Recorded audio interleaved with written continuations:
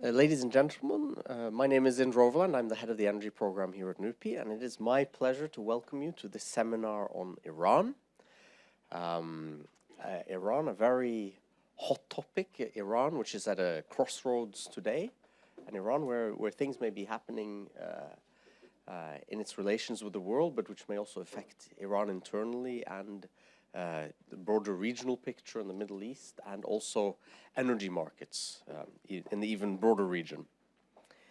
We are very glad today to have our partners from the European Iran Research Group to come and also their contact. Bijan Hajipur also with us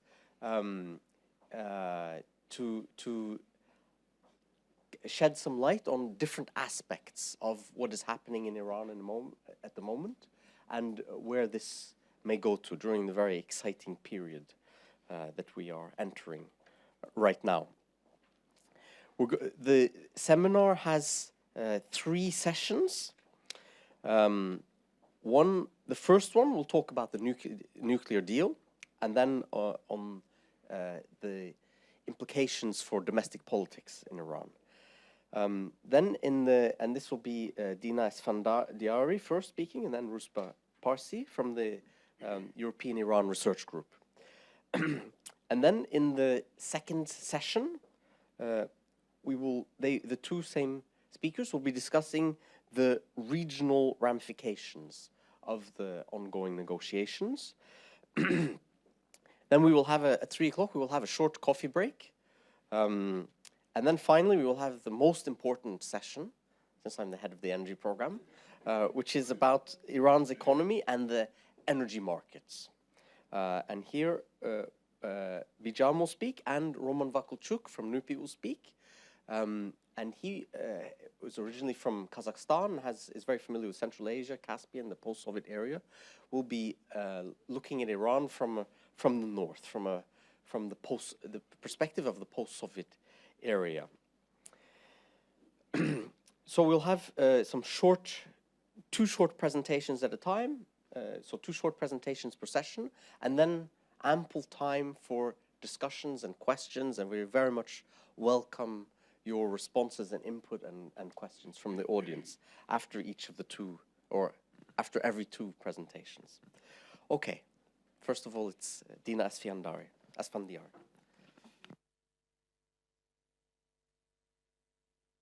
Thanks. Hello?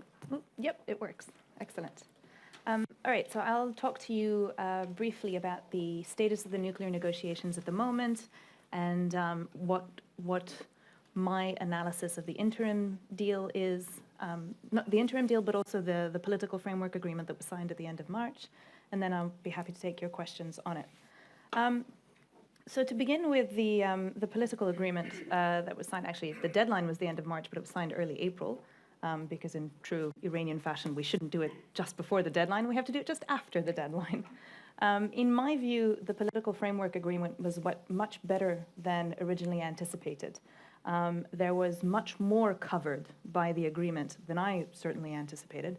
And so while it wasn't done on paper, because us analysts, we weren't quite sure whether it was going to be a written agreement or just a verbal one. So clearly it was more a verbal statement. But there were a wider range of areas covered than I originally thought. It's also in much greater detail than I thought it would be, which is great. And my first impression was that Iran had made significant concessions on its program. Many of these concessions were irreversible because they were going to reshape the entire Iranian nuclear program. And so my second thought was, well, wow, how are they going to be able to sell this back home? And I think that's still a concern for the Iranian side. So I'm going to break it down for you in terms of numbers so you get a clearer picture of what's been agreed so far. The breakout time, which is this concept that kind of drove the negotiations. So firstly, in my view, it's a flawed concept. But the negotiations were framed in those terms, and so they had to be conducted in those terms. Why is it flawed? Because it covers the amount of time needed to get enough enriched uranium and raw materials to build one bomb. Now, one bomb does not an entire arsenal make, so no nuclear state or state that aspires to be nuclear is going to declare or test when it's only got one bomb available, because it's not a deterrent system. So that in itself is flawed, and also it doesn't include weaponization time, which is the amount of time it takes to take your raw materials and put them in a warhead that you then have to test as a weapon. Nevertheless, it drove the negotiations, and that's fine. And so before this political framework agreement, it was estimated that Iran's breakout time was anywhere between 2 to 3 months. So it would take 2 to 3 months for Iran to amass the raw materials that it needed in order to build one bomb. Today, after the political agreement, this has been extended to more than 12 months. In terms of centrifuge numbers, so focusing only on Iran's old IR-1s, which is the first generation centrifuges, Iran had 19,500, of which 10,200 were operating. Today, after this political agreement, every time I say today, let's keep in mind that that's what I'm saying. Iran maintains 6,104 centrifuges, of which 5,060 will be enriching to less than 5%, and that only at Natanz, which is one of Iran's nuclear facilities. So what's interesting is that Iran's centrifuge numbers have been cut by 68%. In terms of Iran's stockpile of enriched uranium, it had approximately 10,000 kilograms before. This is low enriched uranium, by the way. With the final agreement, Iran will have to cut it down to 300, and that's a reduction of 97% of Iran's stockpile. What are some of the other compromises that Iran made? Firstly, significant restrictions on its research and development on advanced centrifuges. So Iran is entitled to do limited small-scale testing, and that's only in labs, of advanced centrifuges, but no broad general testing. So this really limits its ability to develop its centrifuges. And keep in mind that given the difficulties that Iran has faced in its first generation centrifuges, the IR-1s, which have been prone to breaking and haven't been working very well, it's unlikely that Iran's going to get any advanced centrifuges ready to go anywhere in the next decade, particularly once this agreement comes into effect. Something else that the political framework agreement does is that it cuts off what us non-proliferation wonks like to call the second path to the bomb. So the first path to the bomb is enriched uranium. The second path is plutonium. Iran had a heavy water facility at Iraq, and although it doesn't have the necessary technology to take the plutonium from that facility and use it in a bomb, it was a fear that this facility could be used for proliferation purposes. Basically, with this agreement, Iraq will be redesigned so that it cannot produce any plutonium at all. So one thing that's significant, and one of the criticisms of this political framework agreement that some have made, and with reason, is that they've said that if Iran does decide to go for the bomb, it won't necessarily go through what we call the overt way. That means it's not necessarily going to use declared facilities or declared stockpiles of enriched uranium. It's much more likely to sneak out. And so critics say, well, what's the point of this agreement? Because it doesn't block the sneak out option. My answer to that is actually this agreement will do significantly more to prevent Iran from sneaking out, just because all eyes will be on Iran, and because Iran will have accepted incredibly intrusive verification mechanisms that it would not have to accept if it weren't for the agreement. So what does this mean? It means that the IAEA will have, which is a international monitoring agency for nuclear programs, it will have access to all and any Iranian facilities for the foreseeable future, and this basically means for about the next 20 years. There is, however, some debate about how much access they will have to non-nuclear facilities, and that's something that's been very much in the media in terms of how we can resolve Iran's past military dimensions and how we can get a better look at what Iran has been doing at non-nuclear facilities. There have been recent statements by Iranian government officials, including Zarif and Araghchi, who's one of the negotiators, where they've said Iran will only implement what's in the additional protocol, which is an additional safeguards agreement that they would sign onto. But you have to keep in mind that a lot of the statements that they make, and I'm sure Rouzbeh will go over this, is very, very much intended for an internal audience. And so you kind of have to read between the lines when they say things like this. So one of the other things that Iran will do, I've just mentioned, is that it will sign up to the additional protocol, which is the most intrusive verification document that exists to date. There is one drawback, is that the political framework agreement does not outline when Iran will join and how long it will join for. But in my view, the reason for this is that it's so that they could essentially calm Majlis, which is the Iranian parliament, down, because the Iranian parliament has said multiple times that they refuse to sign on to the additional protocol, much like the US Congress, the deal. So, and they will likely have some kind of overview over the final agreement. And so I think that not outlining exactly how this was going to happen is either because they just didn't have time to get around to it, or because they didn't want to say anything too specific in order to scare off Parliament. What was done afterwards, though, is that the U.S. Energy Secretary, in a Washington Post op-ed, clearly outlined how this would happen and explained that the additional protocol would be immediate and indefinite, which means that it kind of puts into question this whole idea of there's going to be a sunset clause for the Iranian agreement. One thing that did surprise me was, because of this entire problem with the Majlis signing on to the additional protocol, I was actually surprised that the additional protocol itself was named. I assumed that, like much of the rest of the content of the agreement, they would essentially lay out the premises of the additional protocol without actually naming it, so that Parliament wouldn't jump onto that. But they did, and it seems to be okay. So as I said, once Iran signs on to this agreement, and this is where the sunset clause critics, I think, are wrong, is that while the agreement might run out in 10, 20 years, some aspects of it longer, some shorter, being a state party to the additional protocol, that will actually be indefinite. And so a lot of the restrictions on it will remain indefinitely.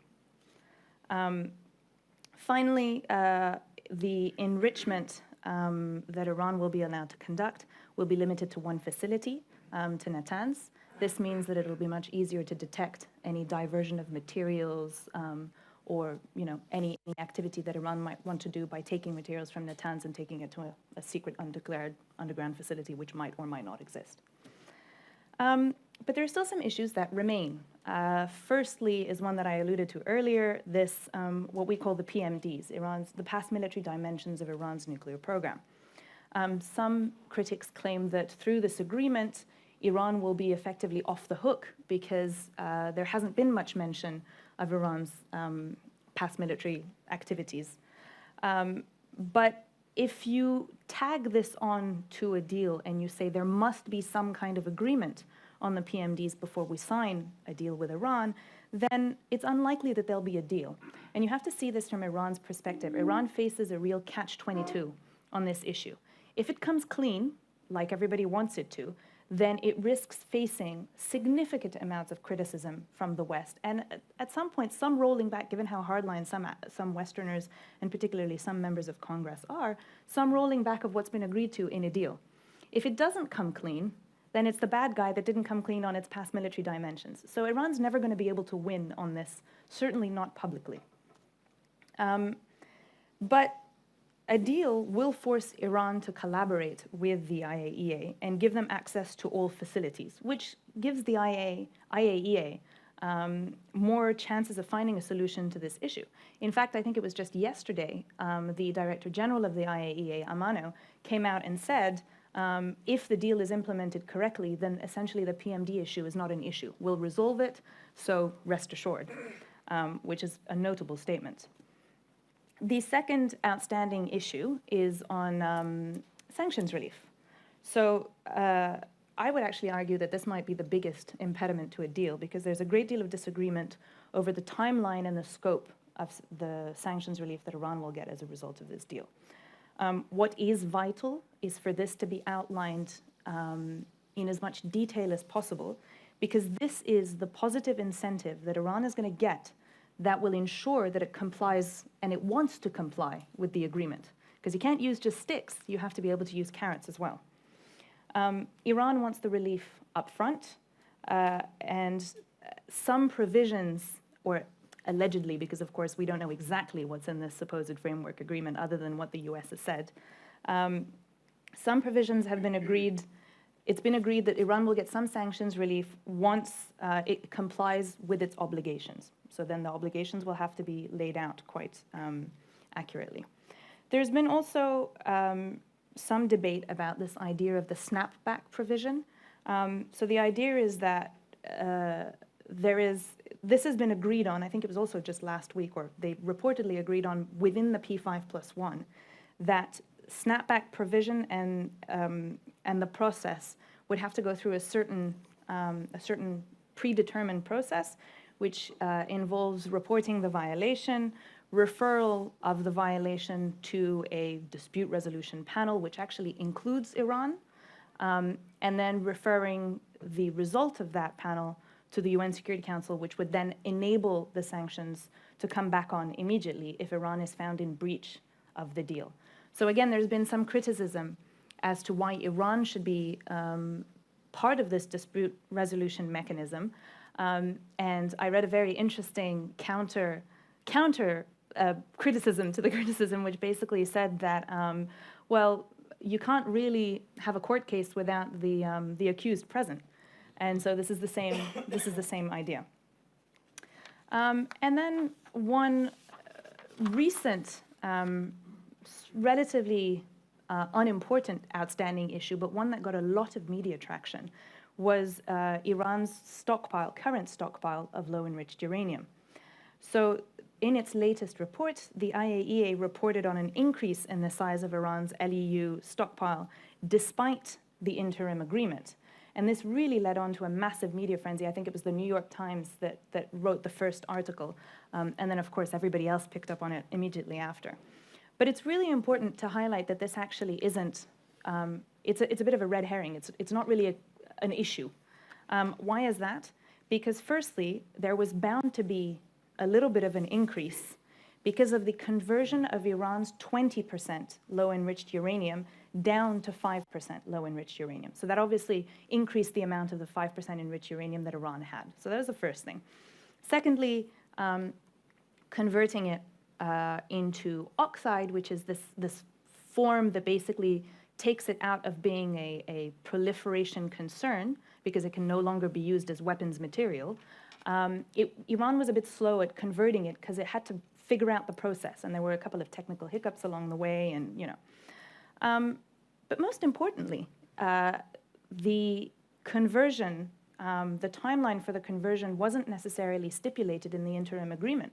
What they did say was that Iran would have to meet it by the 30th of June.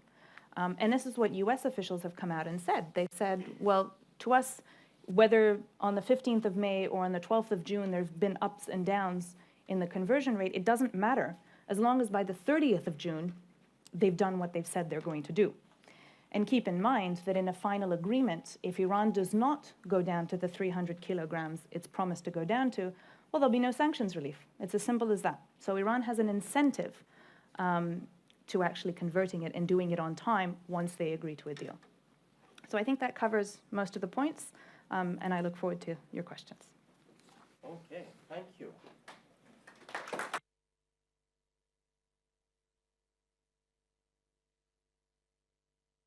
We will now have a presentation on the domestic politics aspect of these developments.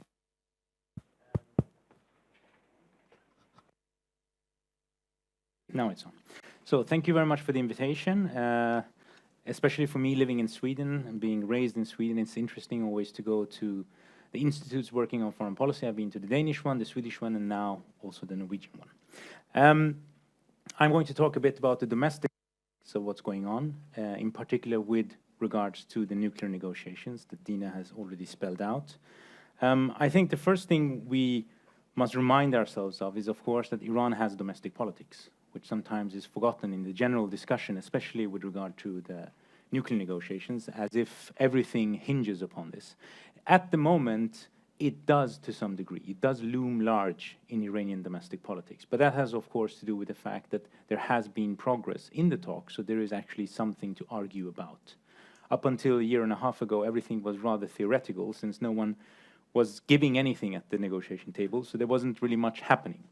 But since the election of the Rouhani administration, we have something that we can call progress, and therefore now people are starting to see what the stakes are and the contours of a reality after an agreement. So now this has, like before, but to an even larger degree, become part of the political domestic football, if you will. Iranian politics, like any other politics, has its rhythm. And interestingly enough, part of that rhythm has to do with its elections, and part of it has to do with these kind of, let's call them forks in the road when it comes to internal decision-making. So on the one hand, we have the electoral calendar, just like in the US. It's not as frenzied or drawn out or torturous as the US one, but it does have that element of things heating up because there are ballots and there are stakes at the ballot. So the one looming large in Iran at the moment are the elections to parliament in late spring next year. So part of the game that we see now regarding the nuclear negotiations and in general has to do with jockeying for position for what is to become a very significant parliamentarian election next year. And that is because the parliament that we have in Iran right now is a legacy of the conservative era.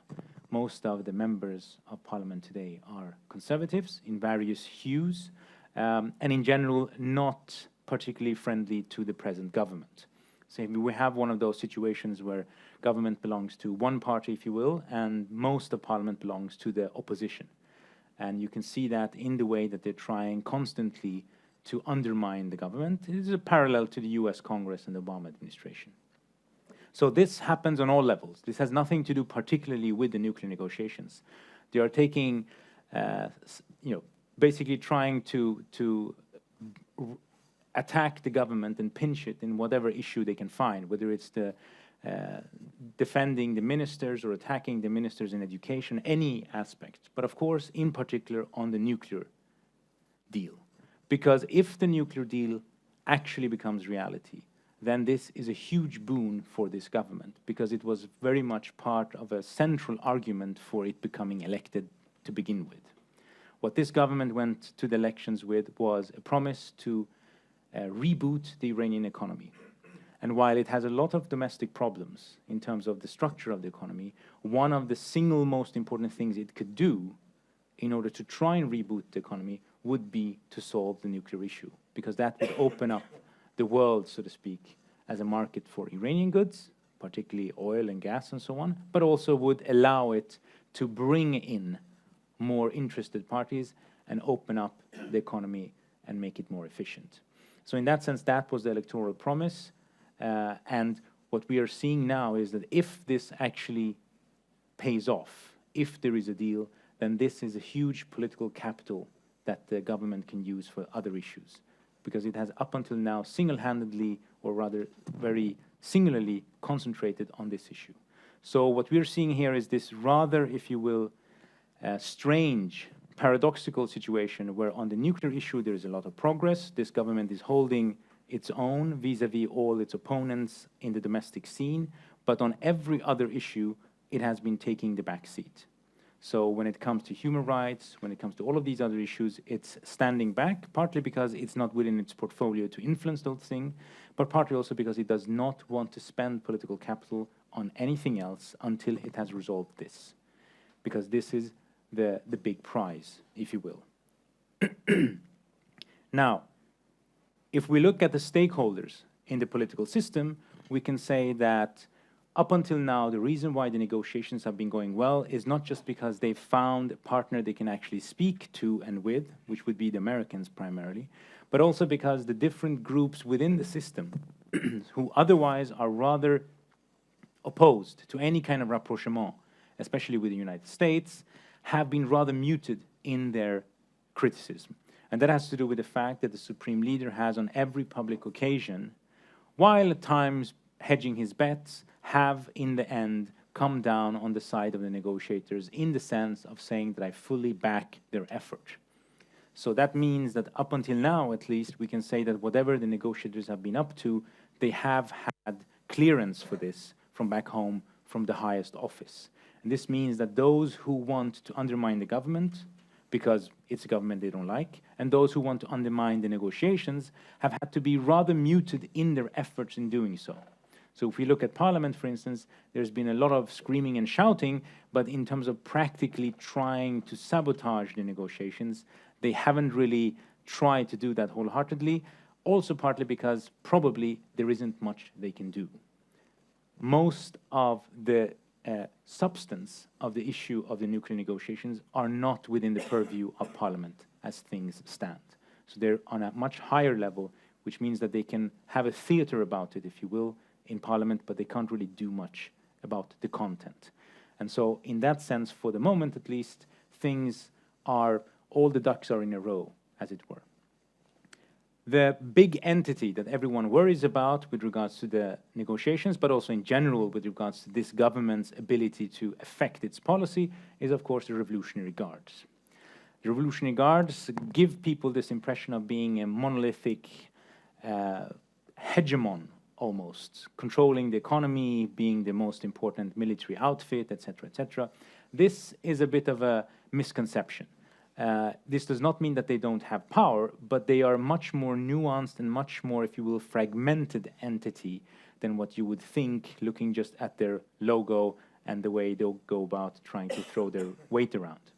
And that has to do with the fact that it's been a while since it was just a military outfit, and that the different elements that constitute the Revolutionary Guards are not necessarily always in sync in terms of what they want, what is their aim and objective. So if you will, we can, to make it very simple, say that there is the security military wing of things, and then there is the commercial wing of things. And whether their logic always is compatible remains to be seen, especially now with this particular issue. I think Bijan will talk more about the economic logic of this, but so far at least what we've seen from the Revolutionary Guards in terms of complaints about the government on this matter of the negotiations, it's been more about warning it not to give up too easily, not to give up at all, and that under no circumstances will any of the nuclear facilities, or rather any of the military facilities or bases that some of the negotiators on the P5+1 side insist on inspecting be available for inspection. And I think on that, they have the Supreme Leader with them, because he has very vocally and publicly said there will be no inspections of any military installations. So that's one of the issues that they have to solve. But there is some reason and some logic to it. And partly some of this, as Dina was already saying, is for domestic consumption. So there's no direct correlation necessarily between what is being said in Parliament or what is being said publicly in Tehran and what is being the nuclear negotiation position of the government as such. So just like in the US, we're seeing sometimes hyperbolic statements about what we agree to and what we absolutely will not agree to, and that's for public consumption. I think if you look at the negotiations, the reason why they've made so much progress as they actually have in the last 6 months in particular, it's because when it comes to the actual negotiations, they've been rather professional about it, and they haven't gone into the negotiations with those kind of hyperbolic expectations of what the other side have to give in or give up in order for the negotiations to move forward. So I think I'll end there, but just say that, again, the paradox here is that on the nuclear side, things are moving forward. On everything else, everyone is waiting. And that has to do with the fact that the government is not willing to spend any economic, or rather any political capital on those other issues until it has solved this one. And if it manages to solve it, then we are looking at a different world. It has to be said, however, that sometimes when we are discussing these things with policymakers and politicians, there is this expectation that if there is a deal of this kind, then suddenly the world will change, and it will change by itself. That's not how politics work. I mean, you would never agree to that kind of diagnosis for any other political situation. One shouldn't expect it in this situation. Things potentially can change if there is a deal, But for that potential to become reality requires will and actual steps. So just because there is a deal doesn't mean that suddenly everything in Iran will go fantastic, or the economy will open up, or that European and American partners will automatically start to see benefits from their own deal, etc., etc. Those things still require that people stick out their neck a bit and actually try and do things. Things here meaning different kinds of agreements, different kind of conversations that can be much more difficult and intractable than even the nuclear negotiations are. But unless you have them, things will not change, because they will not change by themselves. This is not like a weather system that, you know, let's hope for a sunnier day. That's not how it works. Thank you.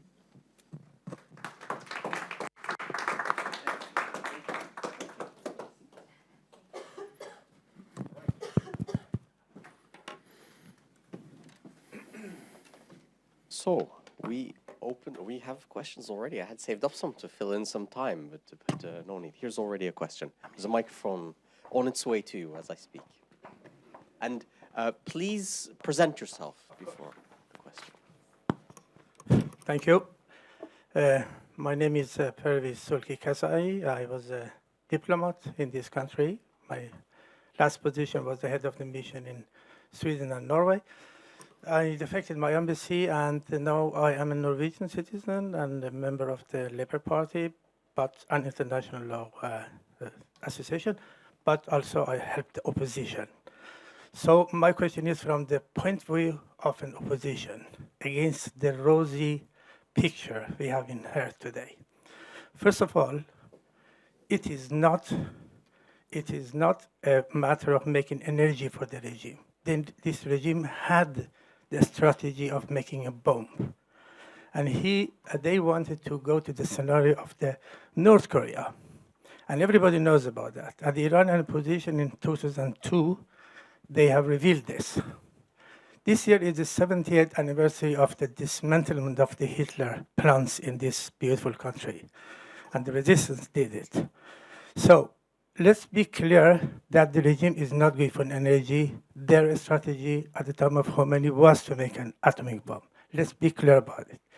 The second thing is, the rosy picture is given to us here as if it is a democracy. It is something that is working very nicely inside Iran. And we forget the article number 54, and many articles in the Iranian constitution where the supreme leader is the representative of the God on the earth. And he has all the powers. Everything is in his hand. And it is all directed from the top, this thing. But if they are weak, if they are not very, the second caliphate, which is Khamenei, if he is not that strong like Khomeini, that doesn't mean it is a better situation. So my objection also is that if the nuclear deal is done, then there will be time for democratization of Iran by Rouhani. I'm very surprised to know that, because the more the regime goes for the scenario of North Korea, and the more the regime has learned from Perestroika or Glasnost, if there is a brick in the regime system, the regime will fall. And that's why this is not going, Rouhani is not going, Khatami didn't do it, Rafsanjani didn't do it. Every time we hear that there is a new president coming and making a change, the situation is much worse with the human rights, much worse. Go and see the Mr. Ahmad Shahid later report on the UN. I mean, this rosy picture I'm very surprised to hear. It sounds to me it is a lobby for Iranian regime. Thank you. Thank you very much. I think I'll let you respond straight away. Okay, very good. Can I start? By all Yeah. means. Someday when I have time, I'm going to write a sociological study of Iranian exiles and their way of understanding the government and the country that they left. I left Iran as a child at the age of 6, and I've been listening to Iranian exiles telling me that the regime is going to fall tomorrow and how simple its structure actually is, and that it doesn't take much to be able to analyze it.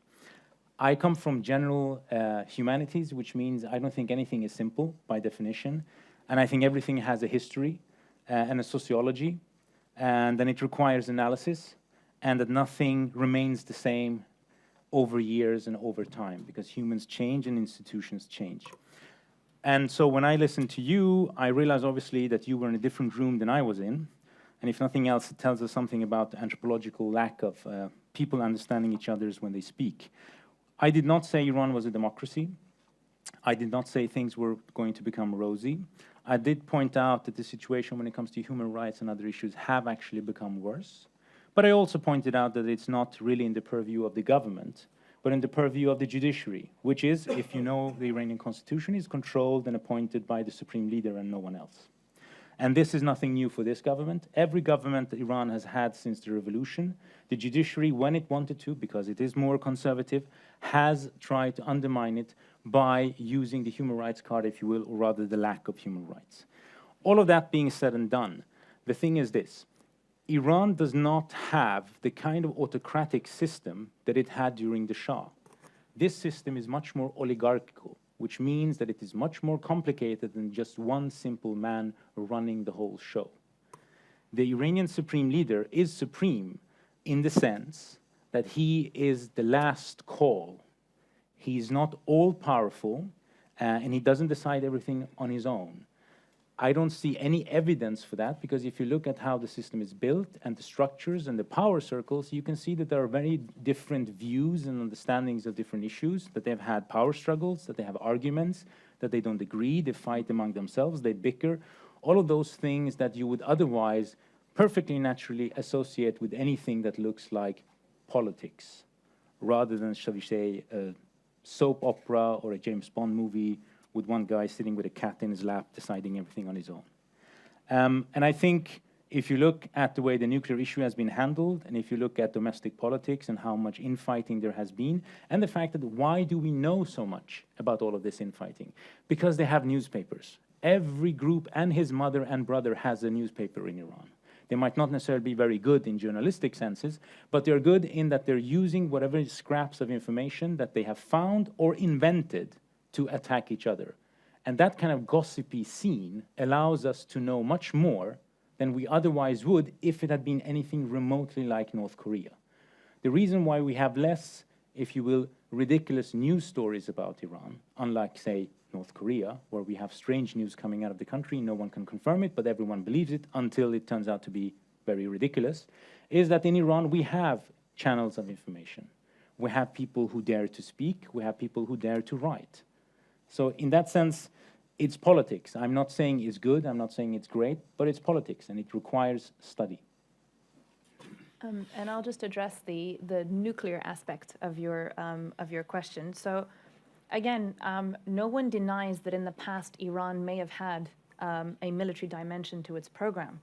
In fact, the IAEA, I think it was 2 years ago or a year and a half ago, in one of their reports came out with 8 areas of concern where Iran had clearly demonstrated some kind of weaponization intent that they wanted to investigate further to see whether Iran really was pursuing the bomb or not. But the point is that the deal, the idea of a final agreement is that it would address only the nuclear issue. As far as I understand, the goal of such a deal is to do as much as possible to close the door towards Iranian ability to weaponize its nuclear current civilian program.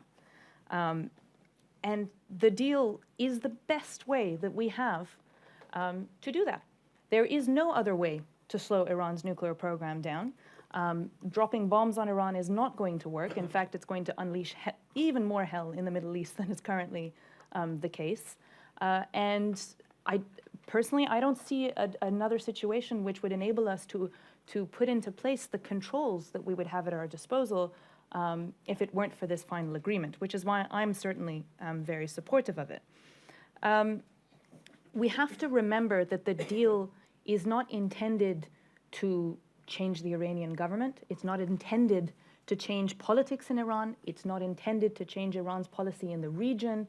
All of those are possible side effects, and everybody has views on whether it will make it more positive, more negative, but that's beside the point. The deal is intended to address the nuclear issue and to stop Iran from having a bomb.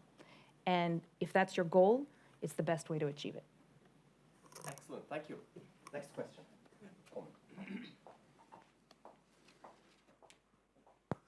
Thank you. My name is Kamal Kushnut. I'm a representative of the organization which is former prison, political prisoner for Free Iran. And I'm very glad to be here. And the question I have, just I apologize my poor English, but I am trying to to formulate my my opinion in that way. When we are talking about the concept and perspective, which we we could just hear here from the who until now they talk about the will and the actual steps he mentioned. And I wonder if we say that the world community dealing with the Iran, which we know Iran as a government that it is dictatorship, and the the atomic activity is actually it was 18 years, as far as I know, it was hidden activity to achieve the atomic bomb. So here we're trying that, I just trying to understand. We are here to hear, analyze of the concept that they mentioned about the economic situation in Iran and about the political situation in Iran and how it's going to influence in that direction with the deal, with the atomic deal, that we can be sure, world community can be sure that it's going to be an end of the peaceful agreement.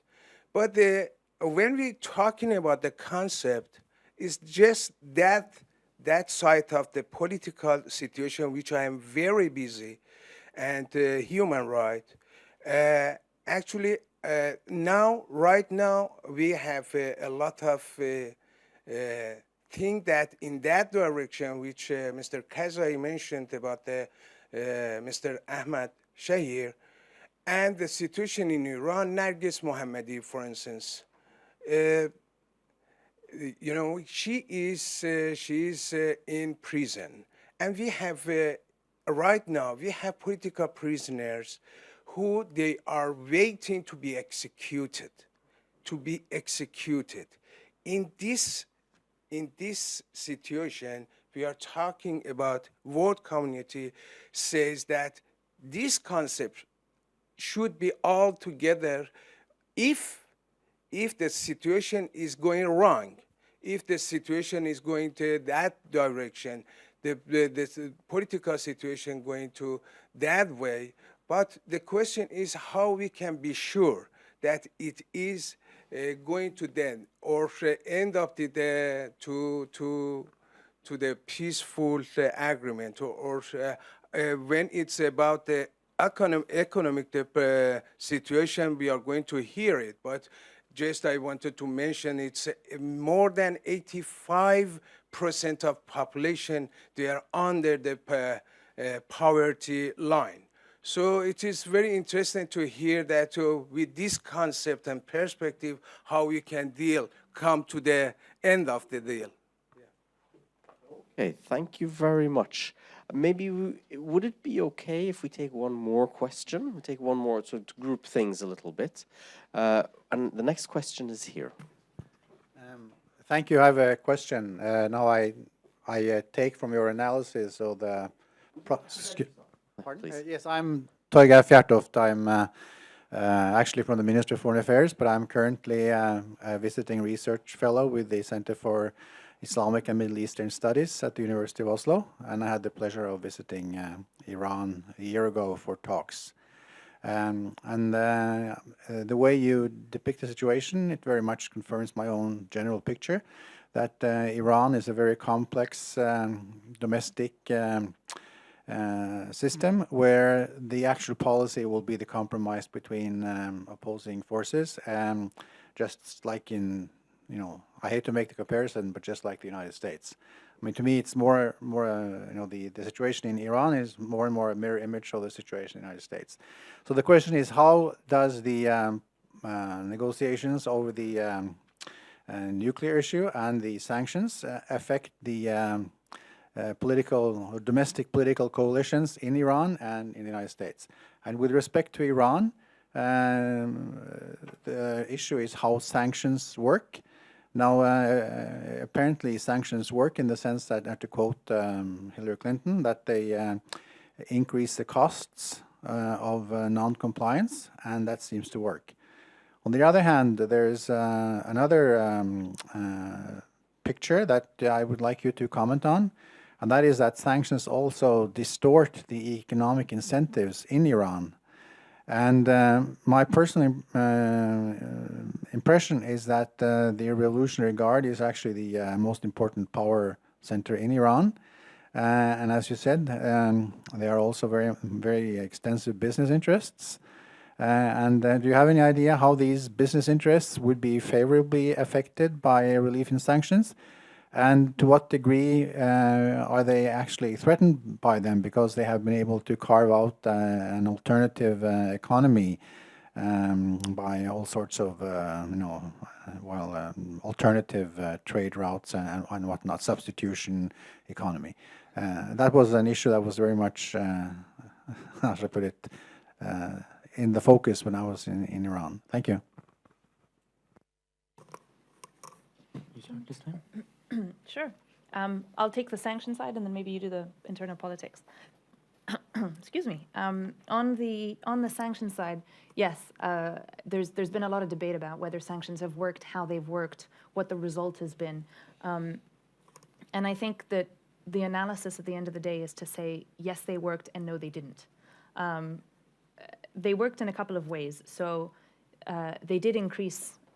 Actually, I would say they didn't necessarily increase the costs of non-compliance, because Iran, in terms of its nuclear program, has been non-compliant. So clearly the costs weren't high enough. What they did do was that they increased the costs of doing business with Iran, and I'm sure Bijan will go into this later. And it just made it very difficult for anybody outside of Iran to work with Iranian businesses. They made it very expensive to deal with Iran. Which is part of the reason why a lot of, for example, international or Western banks, even though today there are provisions that say that, for example, for humanitarian reasons, you can process payments going in and out of Iran, they still refuse to do it because they don't want to get their hands dirty. And the costs of compliance are so high that it's easier just to not have any business with Iran at all. So that's the first thing. It has made business with Iran incredibly costly. One other side effect that you mentioned is that, ironically, the one of the greatest targets of the sanctions has ended up profiting from them. The IRGC, because it was a bigger and richer organization to begin with, was basically there and ready to come in once sanctions increased the cost of doing business with Iran and small and medium-sized companies started going out of business. Who was there to pick up the slack? The Revolutionary Guards were. And so this meant that over the past decade of sanctions, but particularly over more recent sanctions, the IRGC has actually gained prominence within the Iranian economy. This also has led to statements saying that, well, in that case, if they're already running an alternative economy, if they're profiting from it, then surely they're going to be against a deal. And I think there might be some truth to that for some parts of the IRGC. But I don't think that that's the whole picture. I think that even the IRGC stands to profit from an opening up of the Iranian economy. There's a hell of a lot of money to be made there. And once again, they're the biggest actor there. They're the ones that are there and ready to go once it does open up. Whereas smaller businesses perhaps will need a little bit longer, a little bit more investment in order to get it off the ground. And again, Bijan will know more about that than I do. But this is why, and this will segue nicely into what Rouzbeh has to say, this is why there have been parts of the IRGC that have not been against an agreement. While many have made hardline statements for a domestic audience, many others have actually been quite supportive of the negotiators. I think it was Jafari who said, one of the commanders of the IRGC, who turned around and said, you know, I wholeheartedly support the negotiators and hope that they come back with something that we can actually work with. So the IRGC does support, as an organization, the negotiations, but there's more discrepancy within the organization than there is perhaps across the board in the politics in Iran. Yeah, no, I mean, I can only agree. I think how this will play out depends a bit also on what kind of narrative you can construct around it. Just like in the way that if the negotiations were to break down, the P5+1, especially the Americans, will try and create a narrative that says that it was Iran's fault, and the Iranians will do the same in the other direction. You will have the same kind of dynamics inside Iran, as in who got the deal.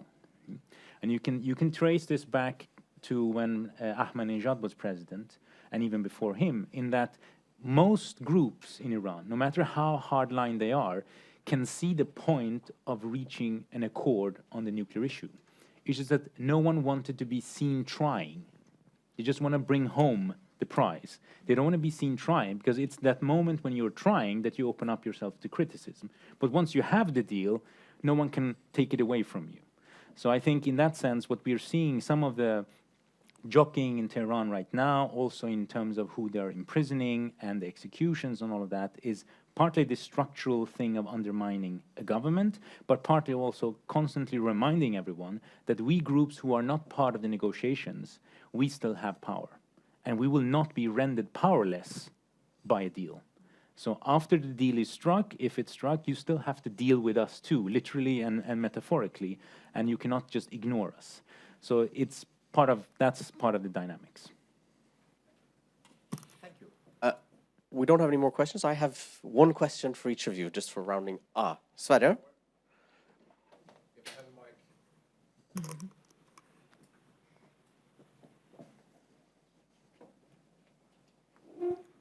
Sverre Lodgaard, I'm working at NUPI. Two comments. You both commented on, touched on how to clarify Iran's nuclear history on the PMDs.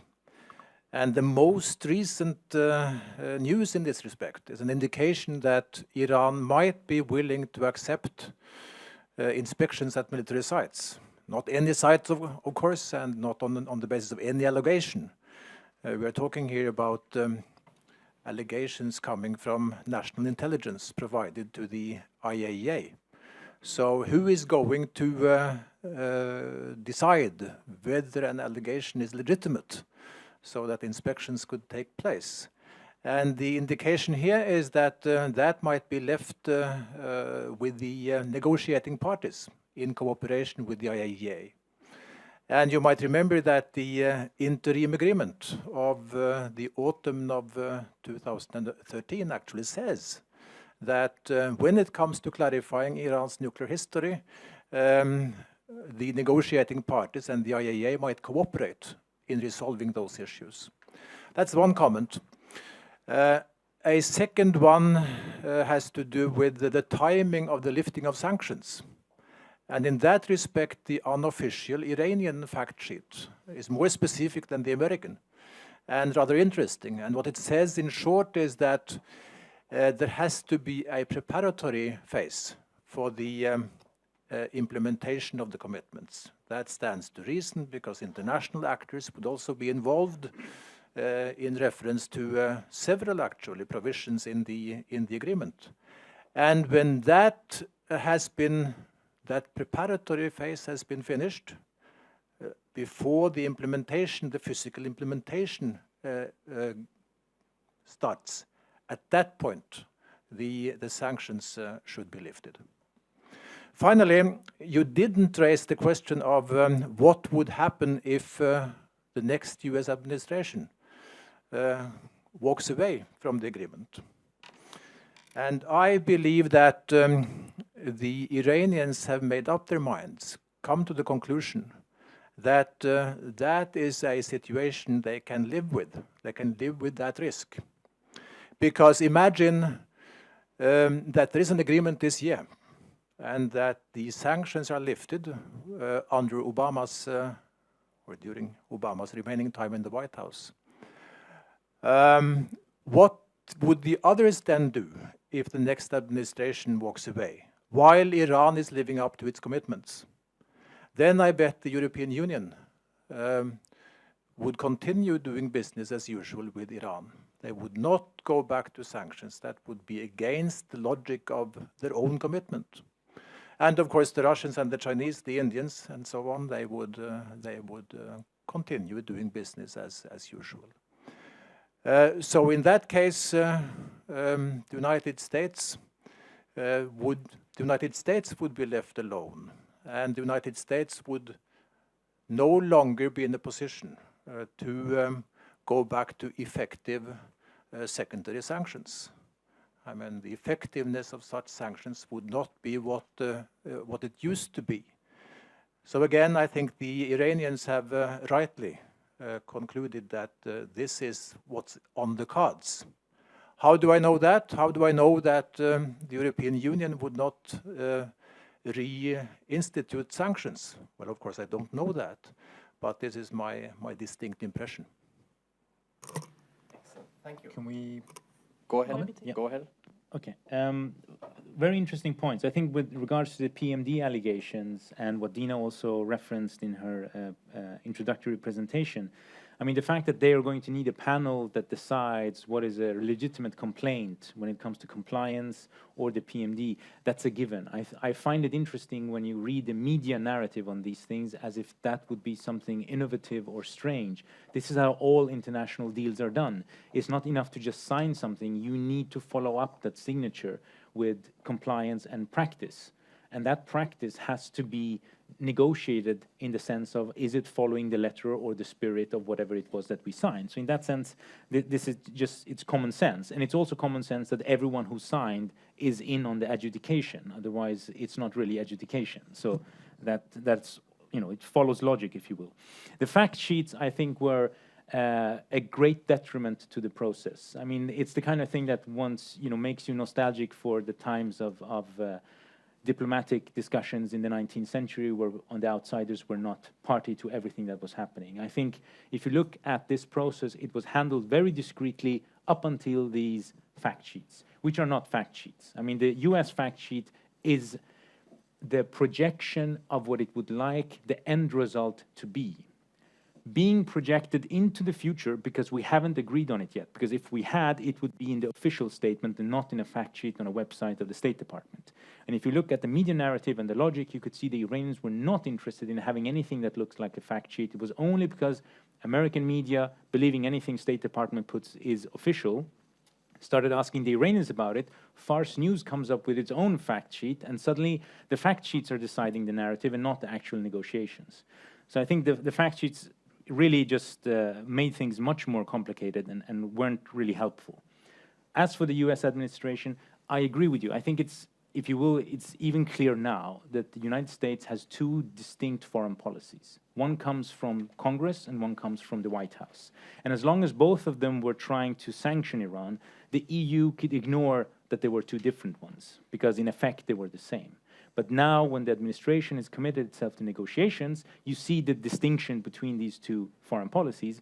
And the EU is already, if you will, in a bit of a bind, because its legal basis for sanctions is the UN, but also following secondary sanctions from Congress, while the political line that it is following emanates from the White House. And so at some point, the EU, as you said, will have to decide.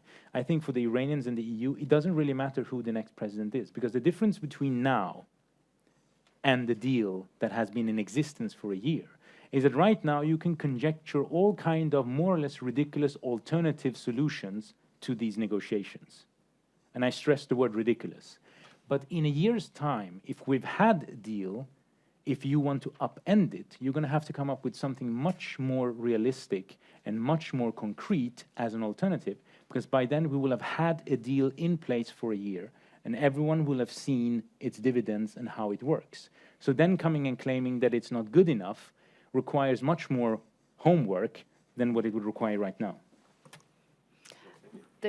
not much that I can add because he's covered all of it. The one thing I will say regarding your second point of the fact sheets and how that relates to sanctions, there was a great deal of discrepancy between the two factions and even a great fact sheets and a great deal of discrepancy between the statements on both sides about what was expected with regards to sanctions relief. And on the Iranian side, what we kept hearing was, upfront sanctions relief, and you have to understand that this was particularly the case at the beginning, and it was largely because actually the Iranian negotiators didn't quite understand how sanctions functioned and how their relief would work. And so over time, they understood, and I think that while in official statements there's still some discrepancies about what's expected of sanctions relief, I think there is an area of overlap within the negotiators on both sides, because both say that any relief will be as a result of your concrete Iranian actions taken on its nuclear program. So say Iran caps its low-enriched uranium down to 300, and bam, we release one thing. And so there's overlap, and you can see how that's going to pan out in the deal. Okay. I would like to still throw in just one question each for you. You drew this very interesting parallel, or I think it was Rouzbeh who drew it, but this is a question for Dina, between the governments of both countries and then their relationship with the National Assembly as kind of potential kind of problem. So there's an incredible symmetry there. But the American side also has one thing which you didn't mention, which is Israel. I mean, Israel plays a role on both sides, but on the American side, it's more of a semi-internal factor. And sometimes watching this from the sidelines and not being an expert on this area, I get a bit of a feeling that Obama and Netanyahu, who don't seem to get on at all, and who have got involved in some kind of personal competition almost, does that mean that this deal or no deal becomes part of the competition between them? So if Obama manages to pull off a deal and get it through Congress and so on, then he wins and Netanyahu loses, at least in this round. Is that one kind of way of looking at it? Is this a personal competition between Netanyahu and Obama? And then the other question, we need very short answers, like 30-second answers. The other question is, you mentioned that the current Iranian government was elected mainly on a promise of economic improvement after many years of stagnation. And the government, there are many things that need to be done about economic policy, but the government understands that one of the main factors and one of the factors that could have a very quick effect is to remove sanctions. So it's very logical, and they have been elected on this basis. That, however, what one would be tempted to ask from an Israeli perspective is, okay, they see this economic logic, but is there a commitment? Are the Iranians ready to make a commitment to give up nuclear weapons? Or is this just some means to an end of improving the economic situation for a while, and then in 10, 15 years we'll see whether we want a bomb or not? Are we allowed to switch the questions that we answer? Go ahead. Do you want to take the Israeli one? I can take both. You can take both too. Go ahead. I can't even begin to offer any expertise on US-Israeli relations other than to say that it is clear that a final agreement will have significant impact on all regional relationships, whether it's intra-regional, or with extra-regional powers. And certainly it will become a function of where the relationship between the US and Israel goes. But the one caveat to that is that relationships between countries have ups and downs based on personalities. And we're in a situation where the two personalities don't go together. So I wouldn't necessarily say that, this is the end of the Israeli-US alliance. Far from it. I can't remember the other question. Go answer that one while I think of the other question. Well, I think what we're seeing is this kind of instinctive reaction with states and their representatives not wanting change that they cannot predict or manage. So their instinctive reaction is, let's just keep things the way they are. They're working pretty well for us. So the Netanyahu reaction, if you will, is partly that. He doesn't want change because he's comfortable. No one talks about Palestine. Okay, everyone talks about Iran. That's the game he has been playing for 20 years, and he wants to keep it that way. So that's one aspect. The other aspect, of course, is if you talk to Israeli military experts, or if you talk to Israeli intelligence experts and you listen to what they have to say, they are much more cool about this. Because as far as they're concerned, this deal makes it much easier for them to manage the actual threat Iran could pose to Israel, in contrast to Netanyahu's ideological horizon of threats, right? So if this deal works, and you have these kind of intrusive inspections, the Israelis can be much more clear and comfortable about what does Iran actually have in comparison to what we fear that they have, right? And so for them that works. But that's because they're looking at it from a very technical perspective. This is a potential threat, how do we manage it? For Netanyahu, I think it has become almost an identity issue. Now for 20 years, he said Iran will have a nuclear weapon in 3 years' time. So, you know, for a long time, he's been obsessed with this particular issue. And he's using every lever he has at his disposal to play with it in the American setting. And I think it's going to be to the detriment of Israel, and it's going to be to the detriment of the United States, and to the detriment of American Jews in particular, because he's putting them on the front line and basically forcing them to play some loyalty game vis-a-vis their president in the country they live in and to which they belong, and Israel as the kind of final guarantor of survival for the Jewish people. So I think he's playing a very dangerous game in the long run. In terms of Iranian commitment not to weaponize, I remembered. So there is obviously not going to be a line in the final agreement where the Iranians sign under it and say, I hereby agree to never weaponize towards to get a nuclear weapon. Yeah, well, true, but I mean, there's no trust but verify. Yeah, exactly. The idea of a deal is to trust but verify. The idea of a deal is to roll back the civilian program to a stage where there will be significant barriers for Iran to try to weaponize. Not least of all, if it does, it'll be detected by everyone, and then all hell can break loose. But that's the safety of the deal for the Western side.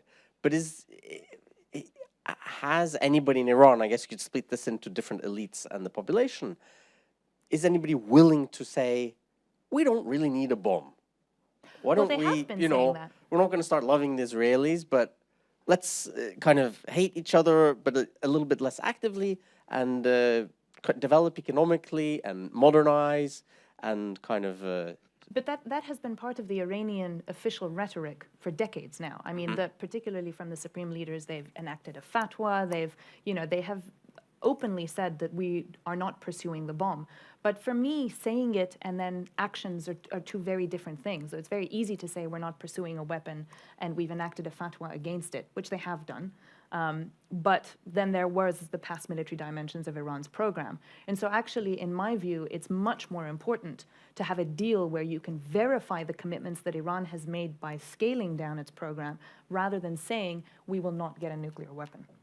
But still I'm still interested in the kind of, so we can't trust what they say, so we need this to control, so it's the best way.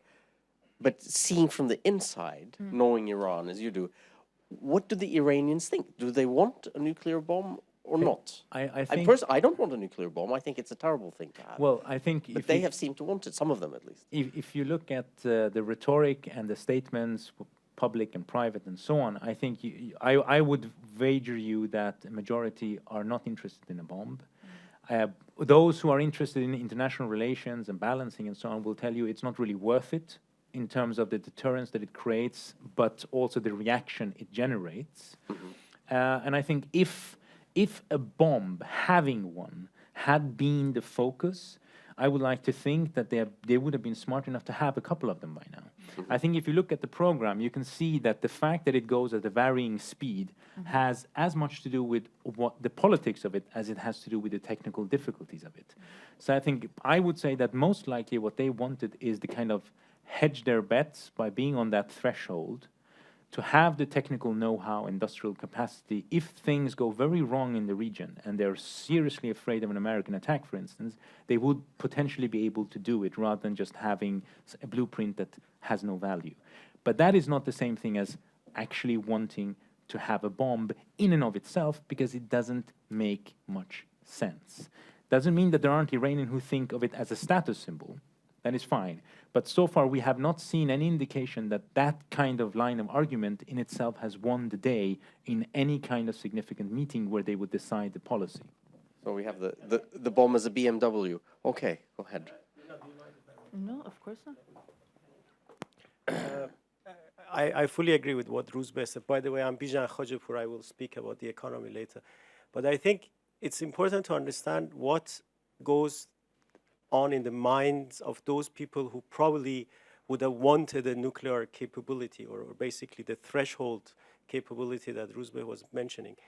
I have been to meetings where strategists inside Iran have discussed this. And the interesting thing is that the number one threat perception in terms of nuclear capability in Iran is not the United States, is not Israel.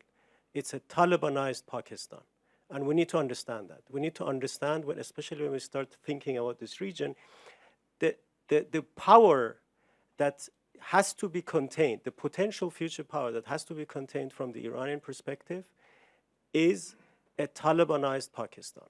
And in my view, as a world citizen, this should be a threat perception for the entire world, because a Talibanized Pakistan with nuclear weapons is going to be really dangerous. So, and when you look at what Iran is doing, not just in terms of nuclear capability, but also in terms of, for example, I will talk about it, exporting gas to Pakistan, trying to sort of take the route of energy interconnectivity to ease the tensions with Pakistan, which worked recently in the Yemen. Maybe you will talk about it in the Yemen conflict. Shows that there is a rationale for what Iran is doing in containing one of the regional threats. Okay. One last comment here, and no response from you, because you will talk a lot more. Well, thank you. Immediately Just to afterwards. share one personal experience that may shed some light on the Israeli position. I was also in Israel talking to Israelis. I think that their perception of Iranian intentions are determined by what they think would make sense for Iran. And what they think would make sense for Iran is determined by two historical or analogies. And that is the contrast between what happened to Gaddafi, who did comply, and what's going on in North Korea, where they can bully everybody because they have a bomb. And the Israelis think that the Iranians have noticed those two analogies, and that for that reason, which the Israelis hold to be a result of very serious Western policy mistakes, there are very strong forces in Iran that do want to bomb. I personally think they're wrong. I don't think Iranians do want to bomb, because I think that it doesn't make any sense. But that is a different discussion. But that is the explanation for the Israeli fear, I think. Thank you. Thank you. So the reason I'm cutting this a little bit short now is because we're topic-wise and time-wise, we're well over into the next session, which is with the two same speakers on regional issues. So I don't know who of you would like to speak first. You want to? No, because I'm going to do proliferation. So. Okay. Very good. I'll start. Okay, I can sit if it's okay. as you prefer. Yeah. So for the regional, I think, first of all, just a very quick rundown of what's going on, and perhaps, in my opinion, also the difference between the media narrative to some degree on what's going on and what I would consider my analytical point of view on this. We have three countries, if you will, where we see Iranian interests in varying degrees, where people think of this interest and this position changing, Iran becoming strong, as it were, if there is a nuclear deal. So one is Iraq, the other one is Syria, and then now recently we have Yemen. I'll start with the easiest one, which is Yemen. The media narrative on Yemen for a long time, in my opinion, was quite distorted, because it fell into the usual trap of taking a couple of statements, if you will, braggish, cocky statements from Tehran, as indications of an actual, real commitment to what was happening in Yemen. And it took us a month to get away from the spin of what was happening in Yemen suddenly being a solely Iranian invention into a situation where we realized that, as often is the case, what is happening in a country has to do with what's in that country rather than what someone from the outside is inventing or concocting on its own. And the Yemen case, I think, is a textbook example of that. This is a conflict that's been going on for decades. The different groups have had different patterns depending on the time and the situation. And at the moment, you have one group who is against the government that came after the toppling of the previous dictator, if you will. And that group happened to be a version of Shia Islam adherents, and therefore everyone makes the connection to Iran, and suddenly Yemen was an Iranian new proxy war. And I think to the degree that it is a proxy war now between Saudi Arabia and Iran, it has become so because people expected it to be one.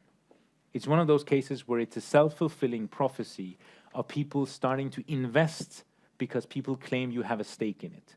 I don't think many people in Tehran in decision-making circles were paying that much attention to Yemen or cared that much.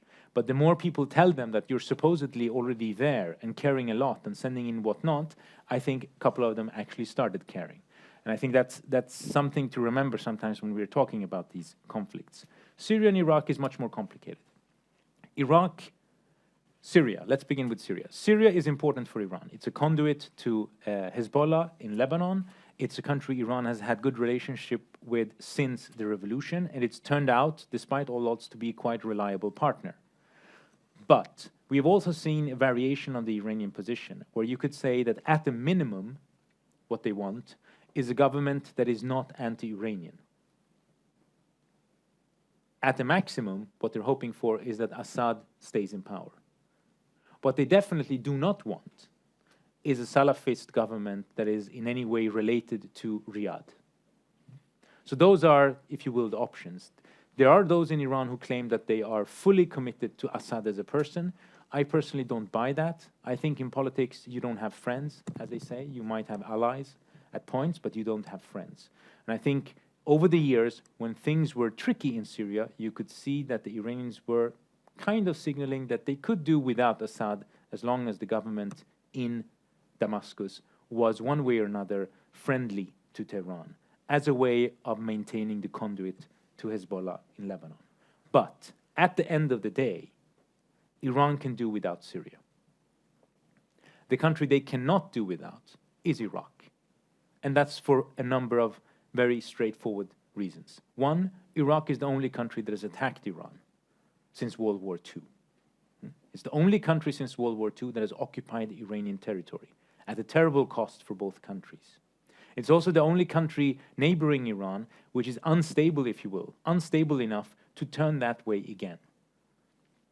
Iran is no match for the Turkish army, but Turkey is not going to attack Iran, even though there is historical precedent of those two countries go back 1,000, 2,000 years.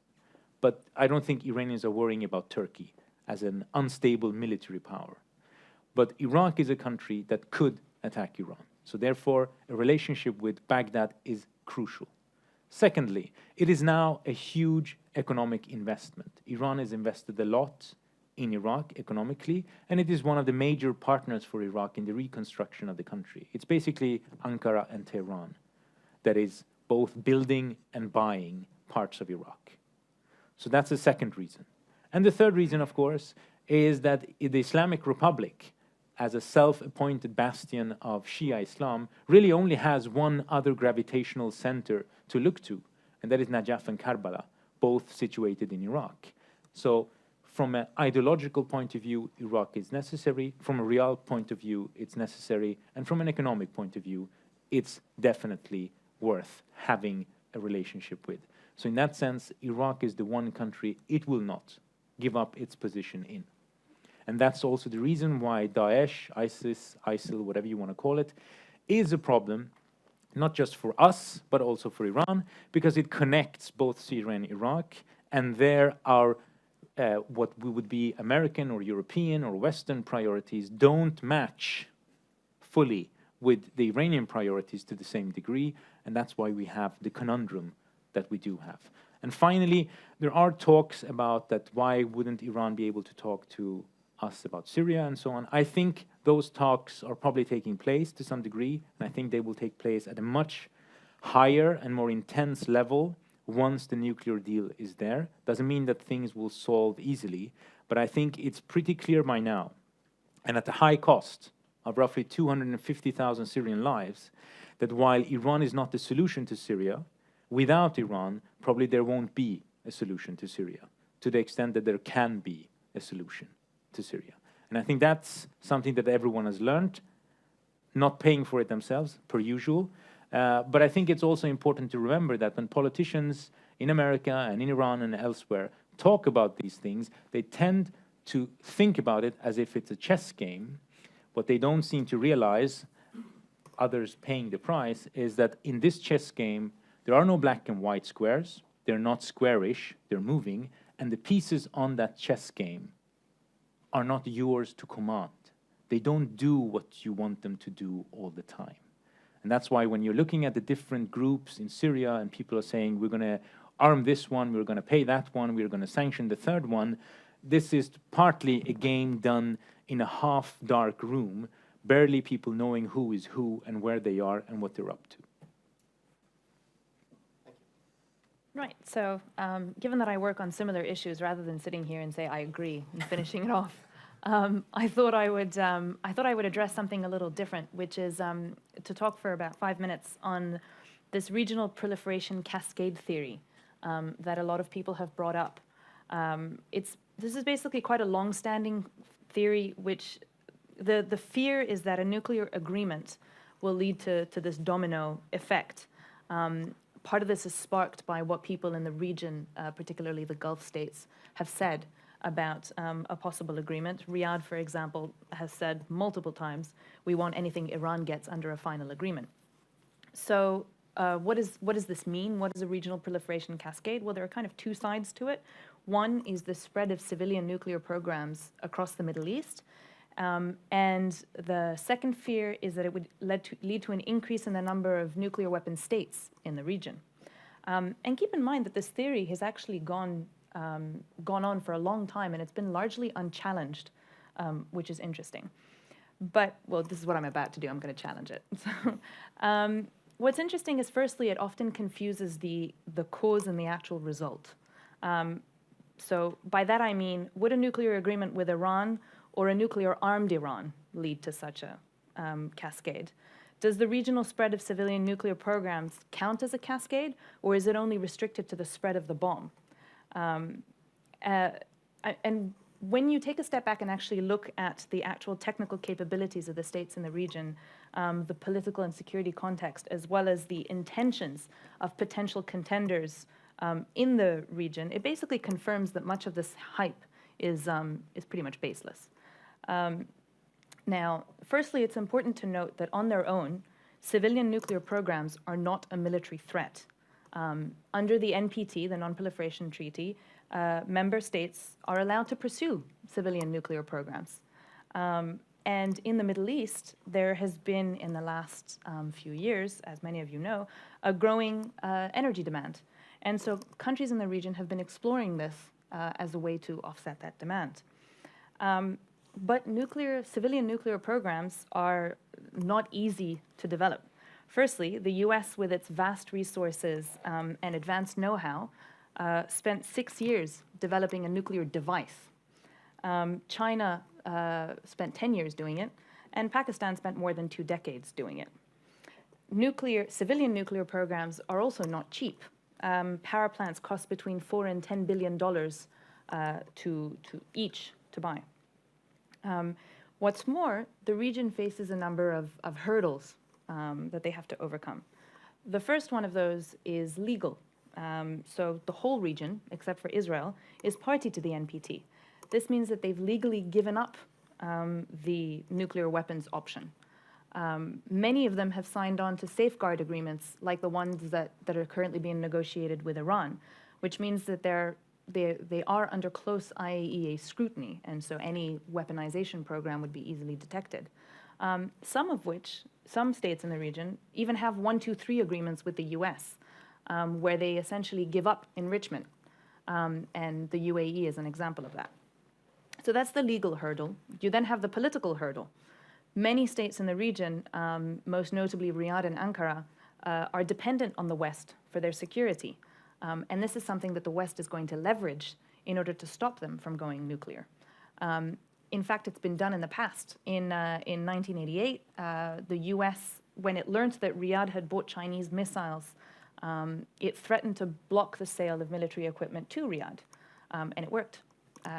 Turkey, as a member of NATO, is under the US nuclear umbrella, so it would be ludicrous for Turkey to forego that umbrella just to go for the bomb.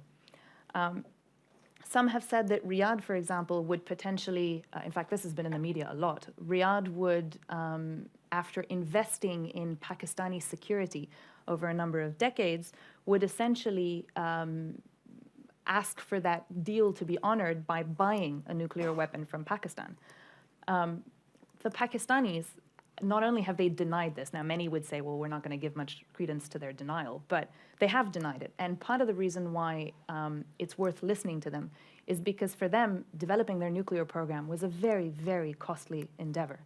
It took a long time, and they put a lot of resources into it. And today, they're trying to mainstream their nuclear program, which means that they're, to a certain extent, trying to have it be accepted by the international community.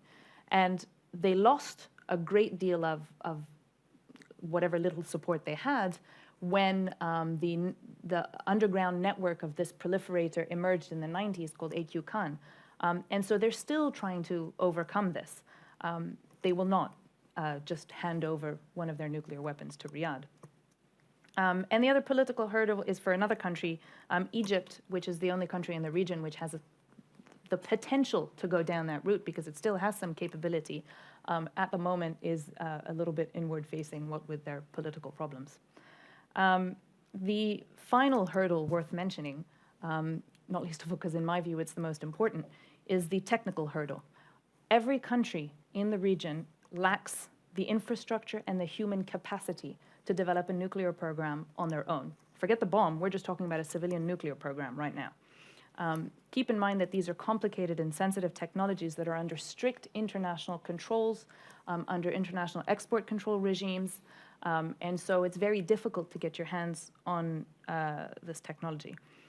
What's more, this lack of infrastructure and human capacity means that if they do want to develop a nuclear program, they're going to have to rely heavily on foreign expertise and foreign suppliers. Now, what does this mean? This means that today's nuclear newcomers will have to abide by a certain number of rules and regulations that have been set up by the international community, which means that they will not be able to go for a bomb, or they will not be able to do it without it being detected. What's more, some suppliers are pretty hardline on non-proliferation, so countries like the US, South Korea, and France, who are major nuclear suppliers, won't just hand over their technologies to countries that look a little bit doubtful. And of course, suppliers can and should try to further limit the proliferation of technologies such as enrichment and reprocessing, which are, of course, the two ways to a nuclear weapon, which I mentioned earlier. So basically, while some of these hurdles can be overcome with the significant financial means that countries in the region have, particularly the Gulf states, other obstacles can't. And so, in my view, it's highly unlikely that this theory will pan out. Thank you very much. We have the first question there. Go ahead. Okay.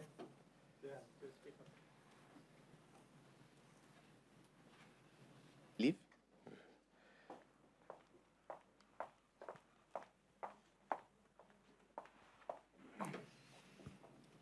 Thank you.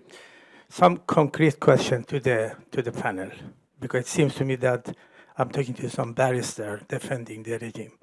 So first, why 18 years the regime has hidden that nuclear activities? Just say it in my face that why? If it was not for the atomic venture. Second, don't rely very much on the fatwa.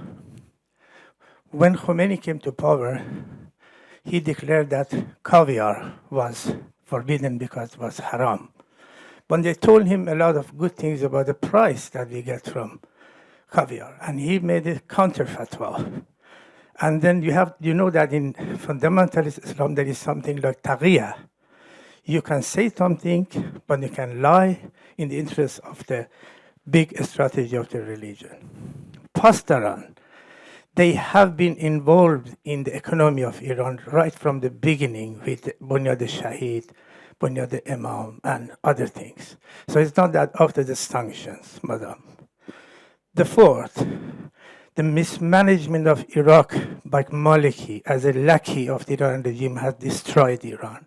Everybody will say that today, that had not Maliki did all those atrocities and chasing away the Sunnis, chasing away the Kurds, the situation would not be such. Even the Americans, they say, everybody says that today. And Syria, the first demonstration was made in the south of Syria by innocent students that was crashed, and Bashar Assad killed people and started destroying the people by the help of Iranian regime. Iran regime is militarily, financially, ammunition, and all equipment involved in Syria because they said once, we are ready to lose Khuzestan, but we are not ready to use Syria. So, and Yemen is not such because the regime wanted to make a strong leverage before the nuclear war, and they has ignited it in Syria. So please be much more realistic and much more impartial in your defending the Iranian regime. In every sense, I have never seen any critique from your side that the Iranian regime is destabilizing the region. It is one of the sources of problems in the region. Islamic revolution, Islamic Shia Islam, Khalifat ala Shia. Thank you. Can I? Where you'd want to take? I don't think we have any more questions right now, so yeah, go ahead. Firstly, I haven't criticized Iran's activities in the region because we just started the regional panel, so I haven't had time to talk about Iran's activities in the region yet. I will say this in as simple as I can. I actually agree with some of what you have to say, and I have said that from the beginning. I'm not saying that Iran did not at any point not have a nuclear program. I have not said that since the beginning of the talk. Iran has had dimensions of its program that even the IAEA has said these are not legitimate dimensions. So there have been concerns with its nuclear program. Iran has not been compliant with a lot of what it has had to comply with under the NPT. Why have these activities been hidden? Because they're illegal. That's why. But today, Iran is not pursuing a nuclear weapon. Forget what I've been saying. Western intelligence, including the Israelis, have said today Iran is not pursuing a nuclear weapon. In Iraq, I fully agree with you that Maliki's sectarian policies have, to a large extent, led to the situation that we find ourselves in today. However, today, you cannot resolve the situation in Iraq, the mess that Iraq is in, by simply ignoring Iran. Iran is the largest player in Iraq. Iran is not going to walk away from Iraq, as Rouzbeh said. And so Iran has to be considered. What's more, in terms of battling ISIS, Iran is the only country that has the means and the capability to actually send boots in on the ground to tackle ISIS, something that no Western country has the capability, well, they have the capability, but they certainly don't have the will to do. And airstrikes alone are not going to stop ISIS. Excuse me, it's a matter of the crisis, the conflict between ISIS, the hegemony of ISIS and the mullahs. It's not this battling, this sending troops against the ISIS is a matter of hegemony in the region. I'm not quite sure how to address that other than to say that if you are equating ISIS to the government of Iran, then we're going to have to disagree, because while I have many criticisms for the government of Iran, I do not equate them with ISIS. And I personally would much rather live under their rule than under ISIS's rule. No, just I am mentioning that. I think he meant to say that Iran, when Iran intervenes in in Iraq, it's in order to secure its own hegemony in the region. It's not because it's going to do any good or get rid of ISIS. It's because it's kind of egoistically driven. So you get rid of ISIS, but you get a kind of a greater Iran. Well, absolutely, but then how are you going to get? But notice that the ideology is the same, but okay, go on. Yeah, yeah. again, I think it's a little bit unfair to single out Iran and say that Iran is the only country that acts in order to advance its own self-interests. If it wasn't in its interest to stop ISIS, then it wouldn't stop ISIS, but it is in its interest. Just like if it wasn't in the US's interest to ensure that ISIS didn't exist in Iraq, they wouldn't send overflights and have air campaigns against ISIS positions in Iraq. So I think I don't quite understand that. For me, it's normal that any country acts in its self-interest. And so if it's in Iran's interest to maintain Iraqi what I like to call manageable instability in Iraq, then it will do so. Yeah, but as Mr. Karzai mentioned, that Khalifa, in terms of the ideology of Islam, they wanted to have this, authority there. Or it's just, as I mentioned, it's the matter of the conflict, is the matter of the hegemony between ISIS and the mullahs. It is my point of my view. Can I? Ed? Yes. I think we can simply say this. Our analysis is not ideological. We don't interpret states on the basis simply of what we identify as their ideological color. My opinion is that your analysis is very ideological. Not just in how you interpret, but what you interpret. This is about states, realpolitik, and their self-interests. Now, that self-interest can be justified in different ways. That's fine. Some people say they're doing it for humanitarian reasons. Others say they're doing it for some other reasons. But this is, the idea that Iran is a hegemon. I'm sure there are people in Iran who would like to think that they're a hegemon or that they can become a hegemon.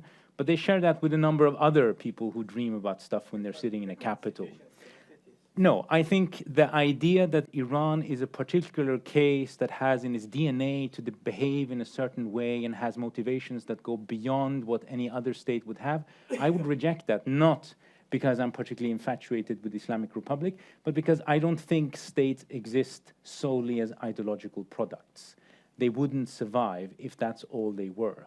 So let's say that they have an ideological component, like most states do, but then you would also have to realize that if Iranian history is to be concentrated in 3 words, 3 concepts for the 20th century, it began with mashru'e, it continued with mashrute, and now we have maslahat. So it's not something particular to Iran to always translate. So the first one is legitimacy, the other one is constitutionalism, and the third one is expediency. What is expedient? What works in comparison to what theoretically would be nice to have? Because states who only pursue stuff that is theoretically nice to have don't stay around. They don't survive. So it's a question of what works in practice.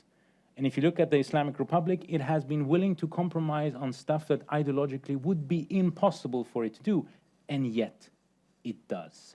Is that good, great, fantastic, or horrible?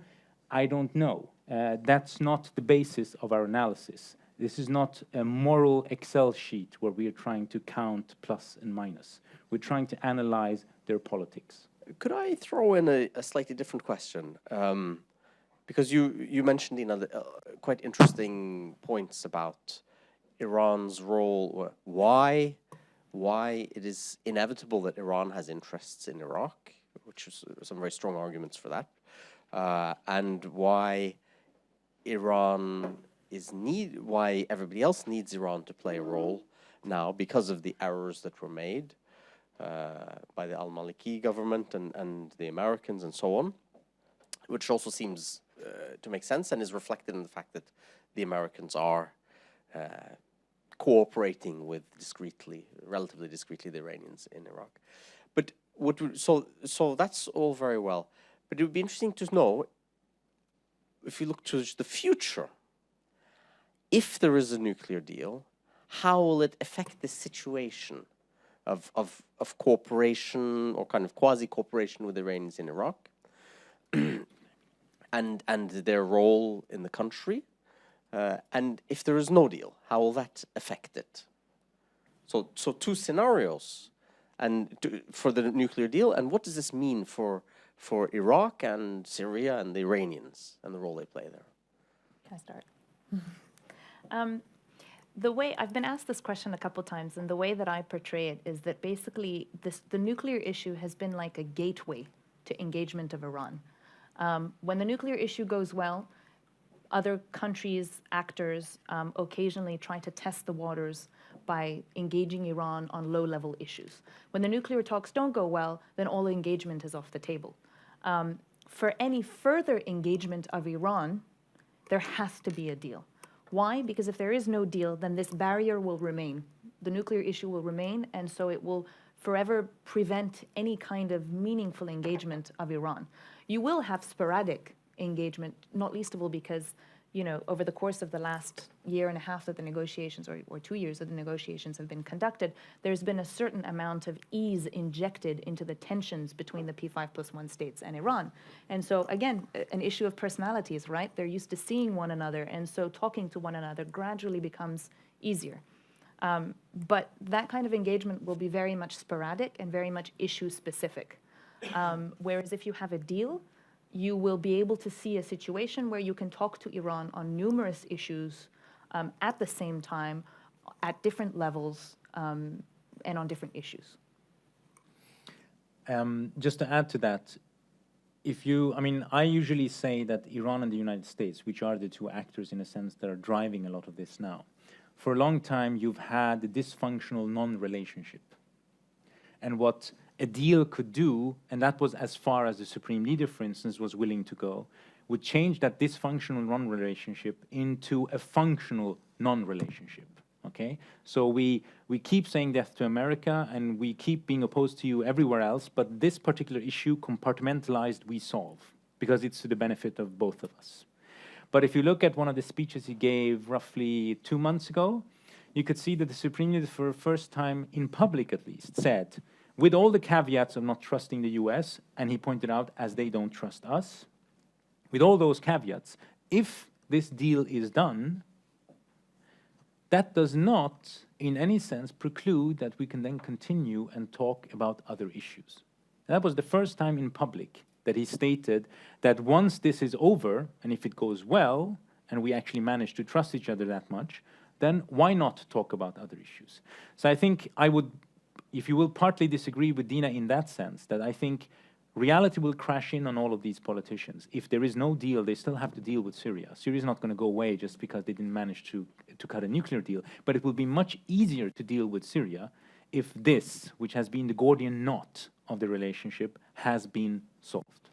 But is it possible, if there is no deal, that increases the necessity or the likelihood of Western countries to have to get more directly involved in Syria? No, because, on the ground. No, because I think that's one of the reasons why these negotiations should be a textbook example of all the things you can screw up before you realize what reality is like. There is no European, there is no American government who has the blood and the treasure willing to walk into Syria. Hmm? You're sure about that? Well, I'll give you a very good example of why these politicians in general are so short-sighted. We have had a refugee problem that has been growing because of the removal of Libya's dictator, who was the one who contained the refugees who managed to survive the Sahara to reach the shores of the Mediterranean. And with the removal of Gaddafi, the internment camps where he kept them were blown open, and they started, desperate as they were, to try and get across the Mediterranean. So far, what has the European Union's attempt to deal with this been? And this is an issue, unlike Syria to some degree, it's not by any degree removed. This is about the literal shore of the European Union. And one of the suggestions was to bring in warships to somehow shoot at these little boats so they can't reach Europe. That's the solution. So if that's all you can do about something that literally is reaching you, the idea that you would have the soldiers and the money to go into Syria, for me, seems totally far-fetched. I might add just one dimension to the deal, no deal, and what that will mean for relations between the West and Iran, is that with an agreement, you keep in mind that if the agreement is implemented correctly and Iran starts to get sanctions relief and it starts to some extent, become reintegrated into, at the very least, the world economic kind of system, it will also become a little bit more integrated into the world political system because it will be talking more to the West, etc. So in my view, a deal gives Western countries a greater chance of influencing future Iranian foreign policy decisions because you are now showing it what it's like to be an international actor in the community of nations rather than a pariah that's isolated and outside.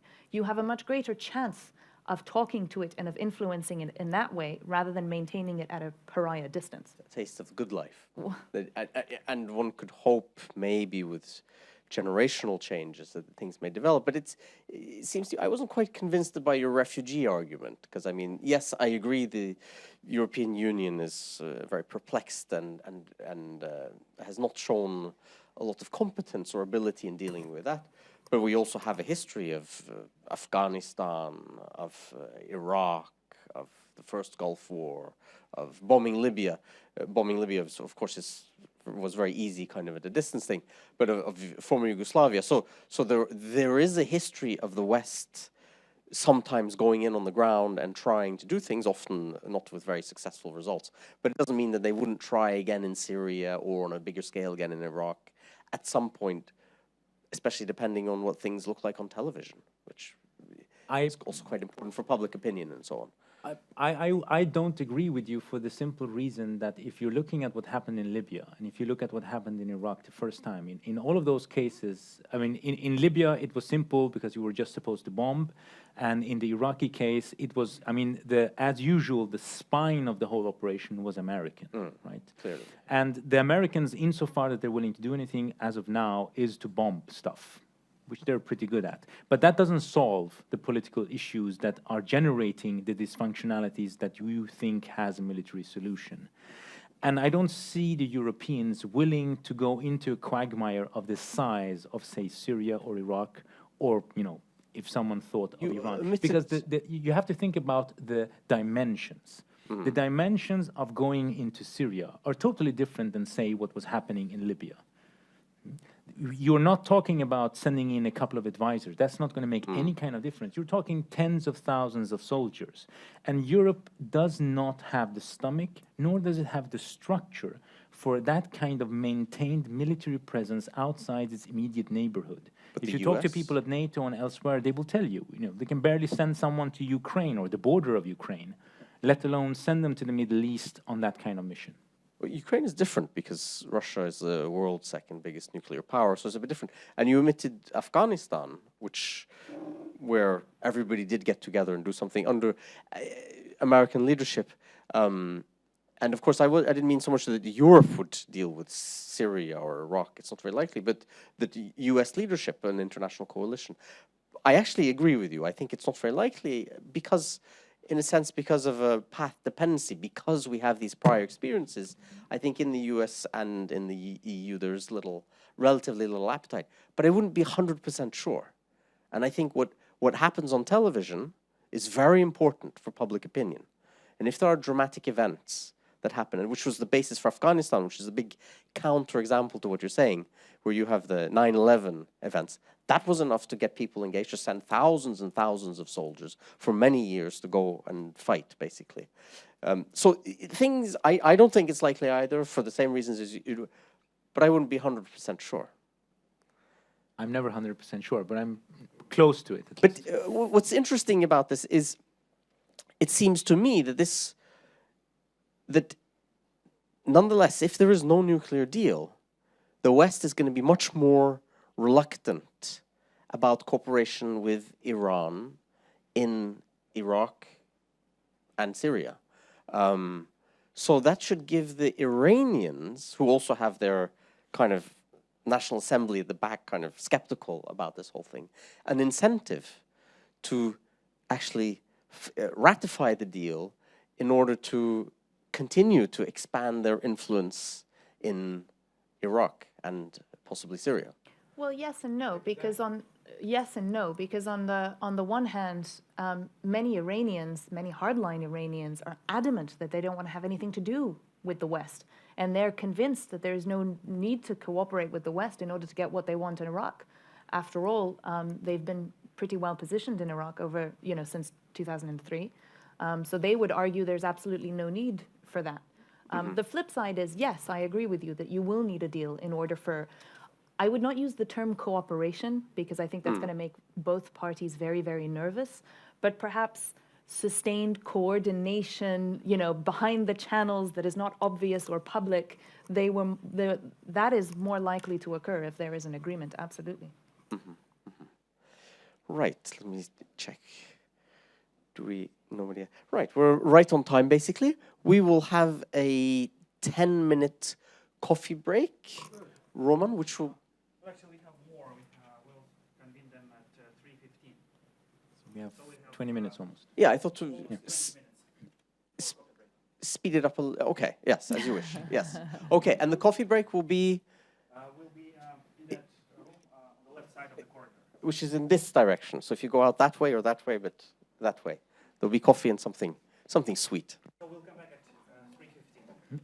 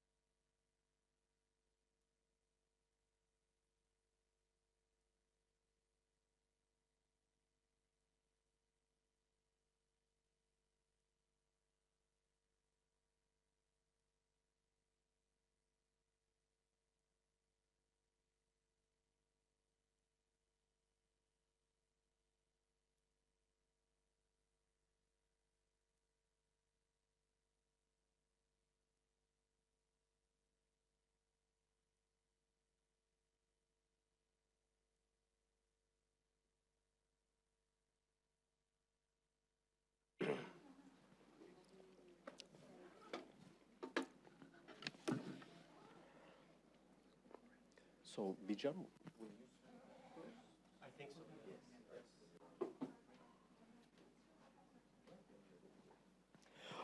Okay, we will now have our most exciting session of the day, I hope, I think, about Iran's economy and about international energy markets and how all of this could play out. And first, Bijan Hajipur, pardon my pronunciation, will speak first. And after that, Roman Vakulchuk from NUPI will speak. Thank you. Good afternoon, everyone. You have raised the expectations. Now I have to make it very exciting today. But it's a pleasure to be here. I look forward to our dialogue. I have prepared a presentation which will deal a little bit with the situation in Iran in terms of economic developments, economic indicators, but also obviously because the topic touches on energy issues, offer a couple of predictions about where the Iranian energy sector is going and how it will influence, the energy factor will influence the regional issues. So let's start. You have heard that, the P5+1 and Iran are in the final stages of the nuclear negotiations.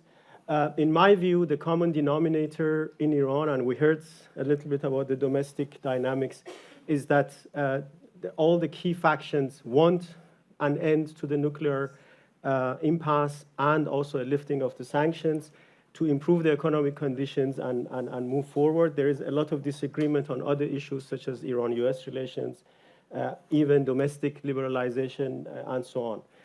When we focus on the economy, there is no doubt that a nuclear deal, especially the lifting of sanctions, will have a positive impact on the Iranian economy.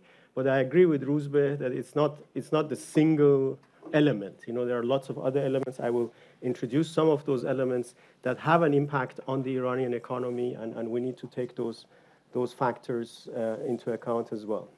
One of the events of the past 12 months has also been the drop in the international oil price. That has had obviously a clear financial and economic impact on Iran. But one of the positive outcomes of the drop in the oil price has been the fact that the government and also the parliament are compelled to reduce the dependency on oil income. And that moves basically the country closer to a more, let's say, reformed economic structure. I will touch on some of these reforms later. Tax reforms, privatization, and even a reform in the so-called subsidies or cash handouts. The subsidy reform is important. And another element that we need to look at is how the government is trying to make the sort of regulatory environment more investor-friendly. There are a lot of issues. I will touch on some of them, like corruption and other aspects, governance aspects. But there is a push to reform the situation and attract more and more private sector investment into the economy. Let's just have a quick look at some of the indicators in Iran. Does this have a? Oh, yes. We have 3 columns. This is the last Iranian year, which ended on the 20th of March, 2015. This is the current Iranian year. So these 2 columns are actually projections. And this is the next Iranian year. I won't go through every detail, and I'm very happy to make this available to you, the data. But the data is from the magazine called Iqtisad Iran Economics, which is actually a non-governmental institute that works on economic issues. Some of the key points: the Iranian economy has come out of its stagnation. That's really the Ahmadinejad years, the populist policies under President Ahmadinejad produced, and it's now growing again, growing at about 2.5% to 3%. It could grow faster if there is a nuclear deal. I will show that to you. The negative indicators I've highlighted in red. One is inflation. Even though inflation, I have to say that the situation in terms of inflation is one of the success stories of the new government. Because when Rouhani took office August 2013, Iran's annualized inflation was about 40%, even 42%. But then it has basically come down through some meaningful economic policies, but still 16% is high, and it's not going to go much further down. I mean, even though the government itself says we want to take it down to below 10%, but there is an inherent inflation in Iran, and as long as interest rates are around 20%, which is the case right now, it's going to be extremely difficult to push inflation further down. The other element is unemployment, and you have you see the differential between official unemployment and unofficial unemployment. One of the reasons is we have a huge pool of young educated Iranians who can't find a job in their own subject. So you have a lot of engineers who are working as taxi drivers. You have a lot of even doctors, medical doctors who can't find a job as a doctor, so they have to work as an office clerk, very simple. So we have the phenomenon of underemployment in Iran, which is very important. And also we have a phenomenon of youth unemployment. About 25% of the Iranian youth are unemployed or feel that they are unemployed, and these are obviously negative phenomena. The other negative, economic terms, negative indicator is what you call the capital account deficit. This is the amount of Iranian capital. I mean, when you take the net capital flow of capital going out of the country and capital coming into the country, we still have a negative balance of about $7 to $8 billion, which is high for the Iranian economy.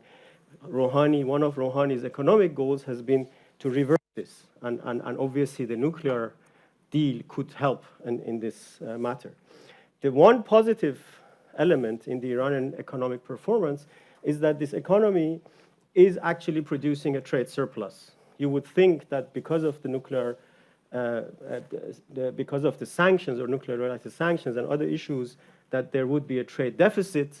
Well, there is actually a trade surplus of about $35 to $40 billion, and it actually can grow if there is a nuclear deal, because then Iran can export much more feasibly, especially more oil and gas. So with that in mind, let's move to what I just mentioned, the factors influencing the Iranian economy. It's not just about sanctions. So if you want to change that picture, it's not enough to say, well, we'll negotiate a deal, the sanctions will be lifted, and everything will be fine. We have a lot of external factors. We have sanctions, we have regional crises, we have oil price. We also have domestic political factors. Rouzbeh and Dina mentioned some of them. For example, the pressure from the parliament on the government. When you talk to some of the ministers and deputy ministers in Iran and you ask them, okay, what are you doing? They say half of our time actually goes to fighting back the Majlis because they keep putting pressure and asking questions and creating small crises. So essentially, a lot of the potential sort of capacity in the government and in the economy is actually going towards these factional tensions. We have a lot of governance issues in Iran. We have corruption, and unfortunately, the Ahmadinejad years actually made corruption much more widespread than it was before. I always use the term, during Ahmadinejad, Iran's corruption went from under-the-table corruption to over-the-table corruption. It's very, very clear.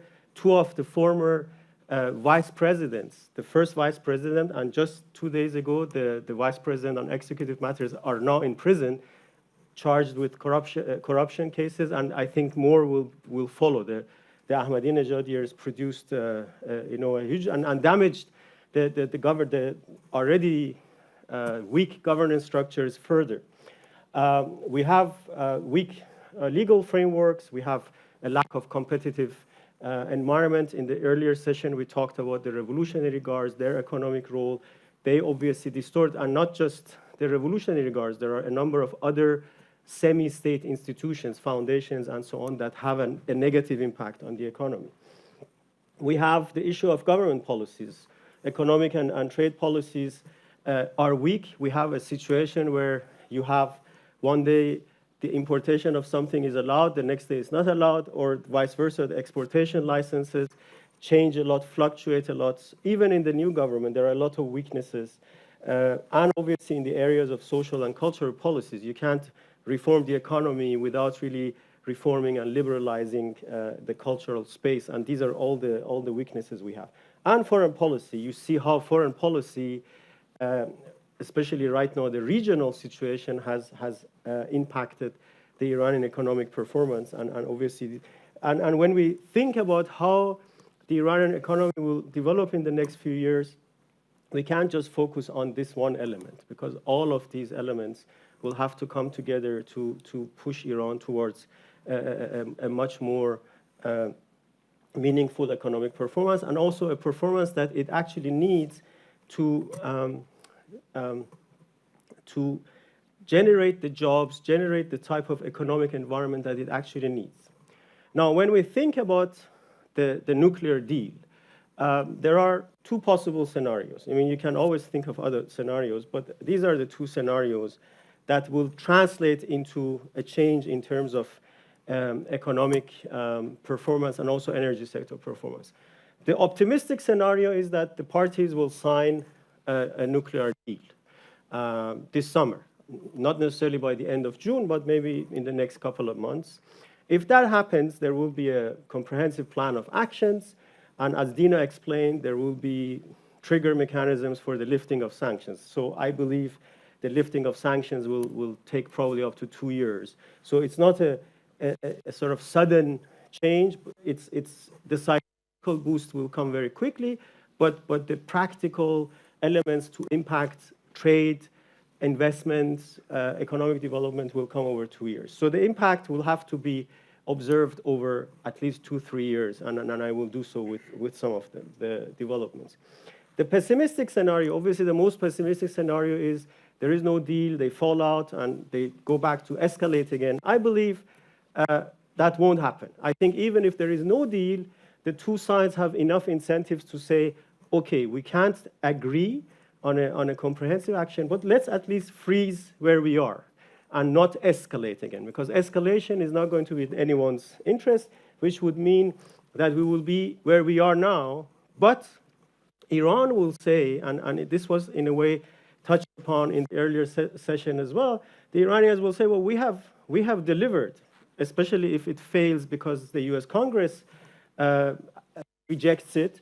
The Iranians will say, well, we have delivered, we have reduced our stockpile, we have reduced the number of active centrifuges, etc.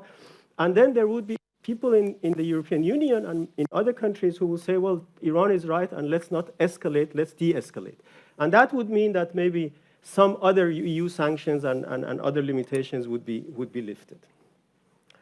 The reason I believe there will be no escalation again is because of the geopolitical developments. And one thing that we didn't discuss much in the earlier session is the impact of the Ukrainian crisis and the current EU-Russia relations. You know, if you're sitting in Brussels or Berlin or London and you look at the geopolitical issues, this is one of the issues, especially if you're a country like Germany that actually depends a lot on gas imports from Russia, on also trade with Russia and so on. So the Russian crisis or the Russia-EU relationship crisis is definitely a factor that compels the EU not to escalate with Iran. And the other factor was discussed comprehensively, the ISIS factor, that obviously is a regional issue for Iran, but it's also a geostrategic issue for the European Union.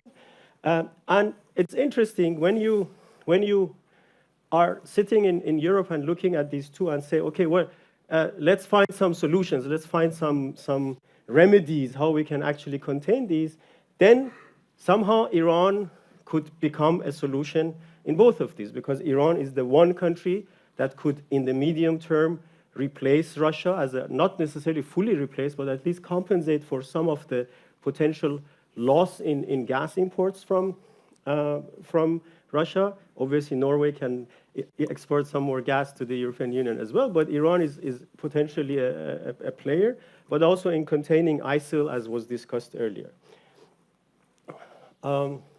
So with these facts, if we believe that we have these two scenarios, I want to share a couple of projections about where the Iranian economy, especially where the Iranian oil and gas production and export revenues are going in these two scenarios, to show you that even in the pessimistic scenario, this economy is about to grow and become more significant.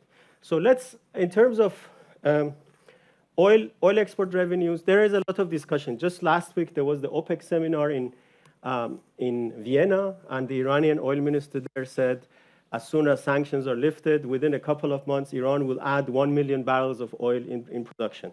Well, I disagree. I think it will take longer for Iran. What Iran can do is, within maybe a few months, rehabilitate about 400,000 barrels a day of production, and obviously potentially also export potential. But then the rest will take, I would say, 12 to 18 months to rehabilitate or to go back to the level of 4.1 million barrels a day of production, which was the case in mid-2012 before the latest wave of sanctions hit Iran.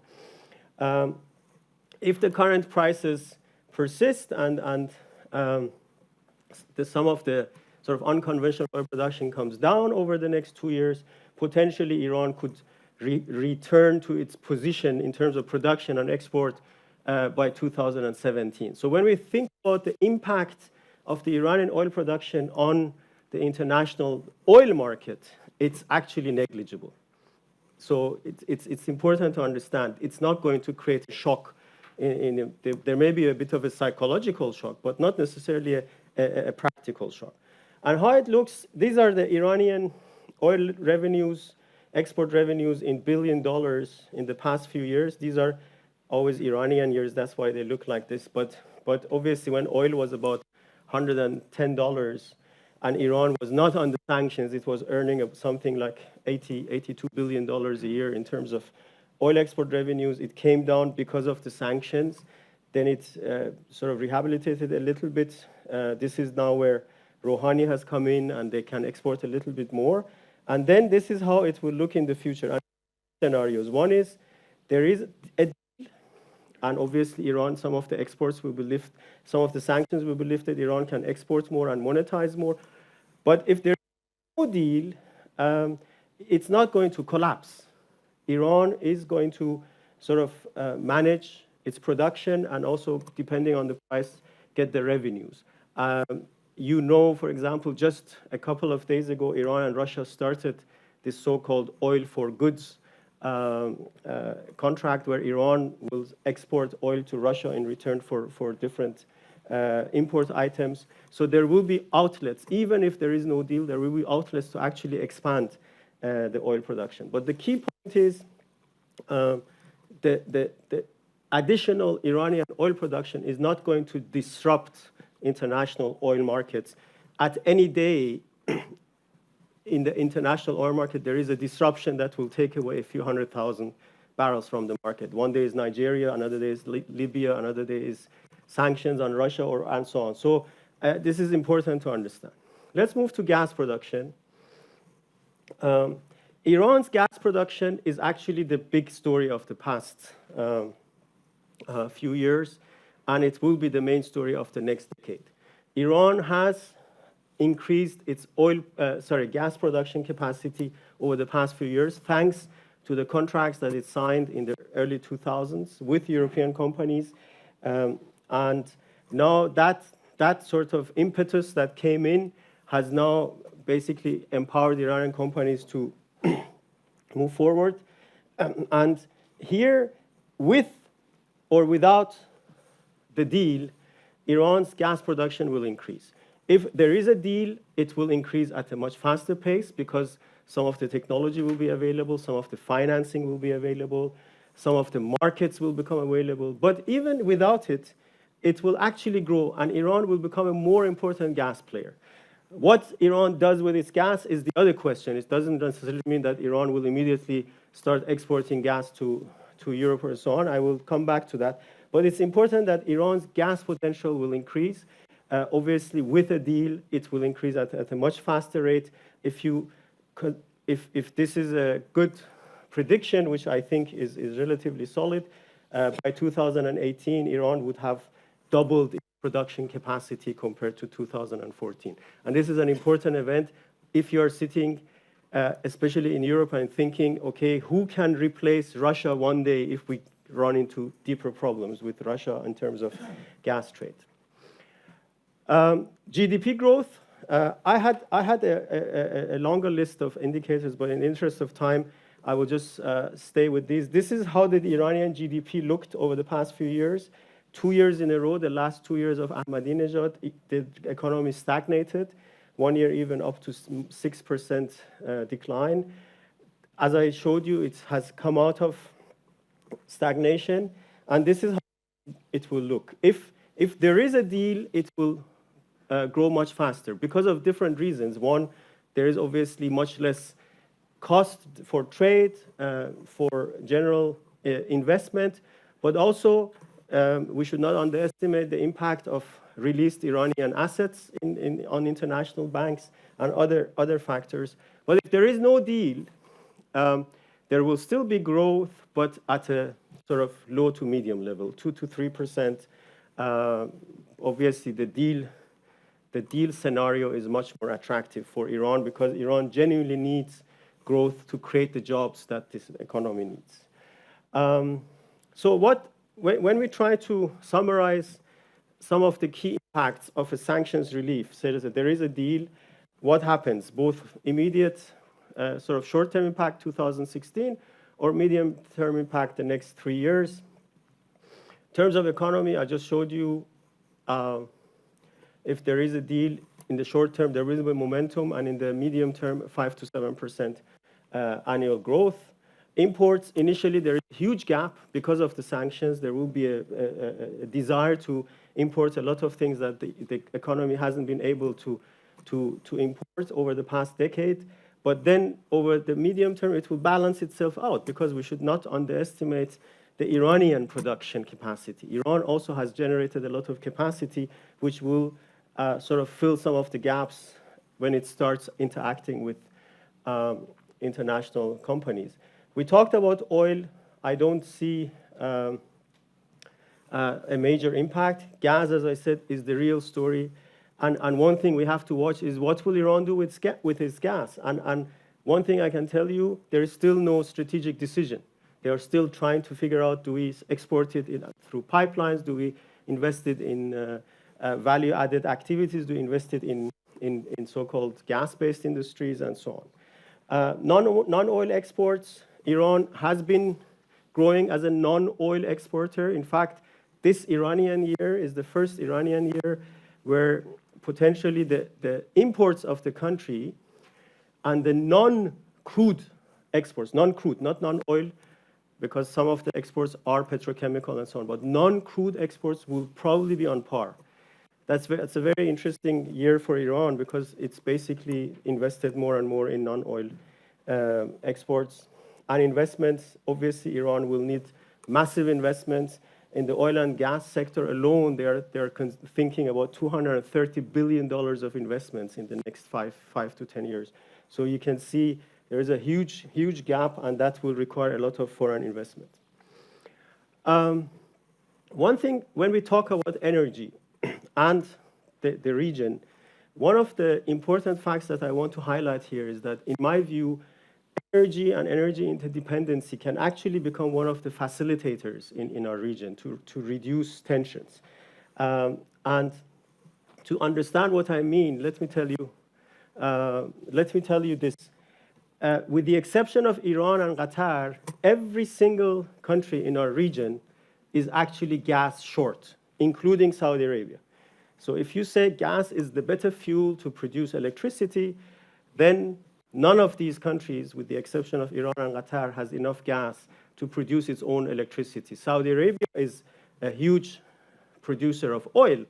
A lot of its own oil actually flows into producing electricity, which is economically nonsense. But they're doing it because they're too proud to import gas from Qatar or Iran. This is an interesting fact. Iran's regional strategy, and I will show you a map, has been focused on energy interconnectivity. Iran is exporting gas, but more importantly, also exporting electricity right now. Iran is actually interconnected with all the neighbors through the electricity grids. At the same time, all of these players are going to invest more and more in value-added production, like petroleum products, petrochemicals, and so on. So there will be a potential, I will show that to you, for competition on that level. So for all of these investments, again, all of these states will be short of electricity. Now, one answer to that is, let's invest in nuclear power, because this is not how the UAE, for example, is justifying its investments in nuclear power. But another answer is, let's import gas from whoever has gas in the region and produce more electricity, or import electricity. So the whole region would actually need Qatar's and Iran's gas potential to develop, to even achieve their own goals. Otherwise, Saudi Arabia will end up using all its liquid hydrocarbons to produce electricity for its own electricity needs. So it's important to understand the dynamics. So if the Saudis and the UAE and Kuwait, if they were not ideological, I mean, this is where, again, Rouzbeh's points are so clear. If they were not ideological, they would actually wish that Iran would develop its gas sector, because they would say, we need this gas to develop our own industry. So all of them will, one way or the other, have to find a solution to import gas. Iraq has signed a contract to import Iranian gas. Oman has negotiated. Kuwait is negotiating. You know, all of them. UAE is already importing gas from Qatar. But the sad point about this region is, right now, Qatar, LNG produced in Qatar goes on tankers and goes to North America.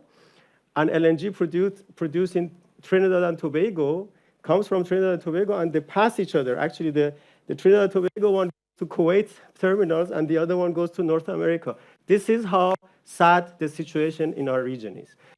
But if they can de-ideologize the relationships, there could be a lot of potential for cooperation. Just wanted to show you, Iran has already invested in a regional sort of hub position, if you want, as an energy hub, and even invested in creating so-called, there is a JOSC, special economic zone, which is dedicated to gas-based industries. And to show that they are playing it regionally, they even have planned a pipeline from Turkmenistan down to JOSC, so that they can add Turkmenistan's value potential in this area. So what does this mean for the region? I've mentioned most of this. This is just a summary. Iran's additional oil production is not going to create a hiccup. Iran could potentially provide the gas and electricity needed for key players. Obviously, the Iranian developments could become also an opportunity for investments from the GCC countries and other regional players. There is a lot of potential for cross-border activity. The contract I just mentioned about Iranian gas going to Oman is actually intended to produce LNG in Oman. And the LNG capacity actually exists in Oman. So Oman has an LNG plant that does not have enough gas, and Iranian gas could potentially flow there and be turned into LNG. So that would be a win-win, another win scenario, because someone else will buy that LNG. So it's an important to understand the positive dynamics. Obviously, the development of the energy sector could help the economic development in this region. And if we try to understand some of the causes of why ISIS or ISIL can attract foot soldiers, one of the reasons is that the region is not developed. If you develop this region, if you create the jobs and create the infrastructure that is needed, you can also reduce the impact of extremists. Yes, there will be some regional competition. I mentioned petroleum products. All of these countries are investing in petroleum products, and they are going to compete for markets. There's no doubt about that.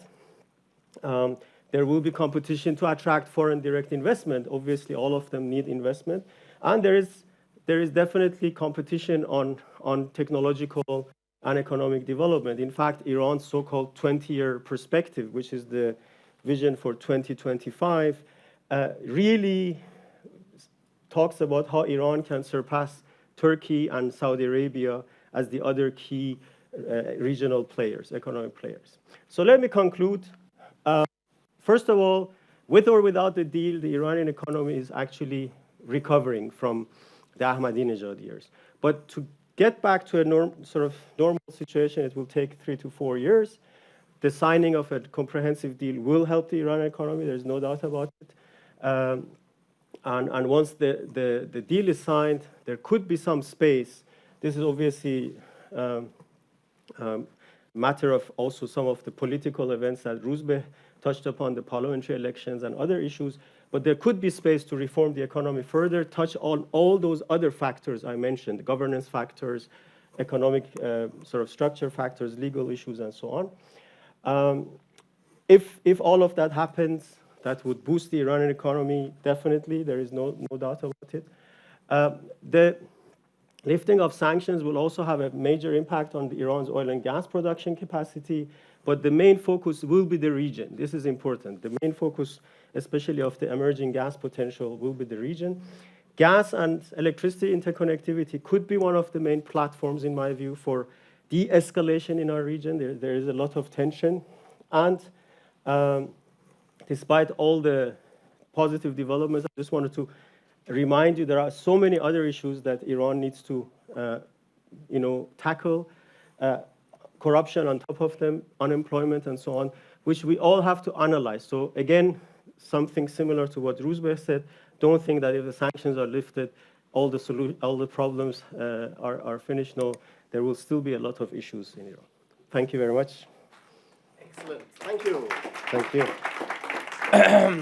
Before we go over to the next presentation, I would just like to mention the PRIX index, which I run, which is an index which is updated quarterly and which forecasts oil exports from the world's 20 largest oil exporting countries, including Iran, of course. And in the update, which was published at the end of April, Iran was among the top 3 countries which was forecasted to increase its oil exports If there is a deal. Well, the implicit thing here is that on average, the over 10 country analysts voting on Iran for the PRIX index, on average, think implicitly that there will be a deal or that exports will increase without a deal. But either way, they believe in quite strongly rising exports. Whether that is true or not remains to be seen. Okay, thank you very much. We will now have Roman's presentation about energy security in Eurasia and the EU and how Iran can change the regional dynamics. Well, thank you very much, and thank you, Bijan, for a very nice and comprehensive introduction to what's happening in Iran domestically when it comes to economic development, when it comes to energy. And in my presentation, I would like to present you with the external perspective. So basically, what are the main expectations from the regional players? Here I'm talking about the Caspian states, as well as what are the expectations from the EU, as well as China, from the forthcoming negotiations between Iran and the Big Six. And let me first of all tell you again, following up largely on what has been said before, of course, today it's difficult to assess and to really see some new strategies, for example, from the Central Asian states, from Russia, or from the EU regarding Iran, if there's kind of a new deal signed. But at least it's possible to see some first signals that could certainly get some better food for thought in our understanding what to expect from it. Of course, there'll be major implications for the global oil and gas markets, and they'll be different, as also Bijan has said. Of course, the issue of energy security will be probably one of the main issues in this particular region. And of course, the issues of overall security and geopolitics will certainly also come into play. And just looking at how many countries have interests in the situation around Iran, you will see that the list is quite long, and they can be subgrouped into different categories. It's Caspian states who have certainly direct interests to what's happening around Iran. And there's also interests of transit countries in terms of oil and gas exports. Also traditional regional players that, so I would say, always have different types of interests in the region. And also the big actors like the US, EU, Russia, and China. So I would say that in my presentation, it's really important to stress the importance of the potential implications in the gas sector compared to what can happen in the oil market. And of course, I will also touch upon some of the issues related to the oil market itself. But also, I think the main story, as again, I'm referring to Bijan's presentation, main story is probably in what can happen in the oil gas market developments. And just to sort of refresh you, I will just give you this slide showing that, well, the potential for developing gas and certainly for increasing gas export from Iran are very big, because Iran is ranked second after Russia in terms of its gas reserves. So in this respect, I would say that we should expect many implications for different players. And overall, if you ask me what is the sort of the attitude of the Central Asia, of the Caspian states, I would say that after the economic sanctions have been eased on Iran recently, there has been a growing, first of all, attention to Iran, to the fact that more and more countries, like, for example, Turkmenistan, Kazakhstan, and Russia, found that Iran can become a competitor in terms of the oil and gas exports. But by realizing this, that they may compete with Iran, they recently embarked upon a, I would say, cooperation strategy. And here's the, for example, this goods for oil deal. And if you, coming back to Indra's PRIX index, you you said that basically the exports from Iran are expected to be quite high. I think this is also somehow related to the fact that Iran has just signed a new deal just a couple of days ago with Russia, including also Belarus and Kazakhstan, who also agreed to buy oil from Iran. And maybe this also comes into the kind of the assessment that even if there's no, even if sanctions are not lifted, still there are sort of other channels that can increase overall oil exports.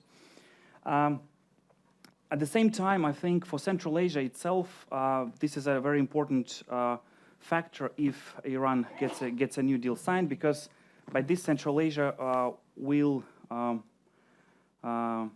an opportunity to cooperate with another big player, because at least when you analyze what the elites in those countries say, they say that we would like to have sort of a more diversified type of relations with the regional actors. And so far, while there's a big dominance of Russia and China, Iran could certainly come into play and become a sort of this diversification component, certainly add to what's happening. And of course, if Iran can then freely export its oil and gas resources, it can certainly exert some economic and other type of influences on Central Asian state, which means that Central Asia tries by developing its relations with Iran, and also potentially seeing this collaboration, tries to sort of diversify its relations with other countries in the region. And interestingly enough, all Central Asian states like Kazakhstan, Kyrgyzstan, Turkmenistan, Uzbekistan, and Tajikistan, they all have very different relations with Iran. And of course, I could talk about this in detail, but if you have the questions in the discussion part, we could definitely touch upon sort of the individual strategies of those states. But what is really important to see is that, as I said, those countries see increasing competition, but then they try to come up with sort of different types of solution. And also one of the examples of this cooperation approach has been recently expressed also by Kazakhstan, which plans to basically take over the wheat export for Iran, and it plans to increase its wheat exports by 5 times already this year. At the same time, of course, countries see some of the negative implications, in particular that, especially when it comes to Azerbaijan, Kazakhstan, and Russia, the new deal may bring the falling oil prices because of this announced 1 million barrel of oil that was announced by, as you said, by the Minister of Energy, right? Minister of Oil. Yeah. Minister of Oil, right? Who said that? So that this definitely will influence the global oil prices, and at least in the short-term perspective, this can lead to further drop in prices. But at the same time, so while there's of course this, I would say, uncertainty what's going to happen, and while there's a certain degree of unpredictability, at the same time, it's also good for those countries of the region because they didn't really invest into, for example, shale gas, shale oil production, and by keeping prices low, it would be possible for there'll be kind of fewer incentives for those countries who develop those resources. There'll be fewer incentive for them to look at those resources. Another one of the probably one of the, when I said there were certainly some signals of those relations, there's also one interesting real project that has been launched last year, and in particular this railroad that connects Kazakhstan with Turkmenistan and then further with Iran, and as you can see starts from Uzen going to Bereket and finishing in Gorgan in Iran. And for Kazakhstan, the country being a double landlocked country, it's really important to get just sort of another access to the Caspian Sea from this side.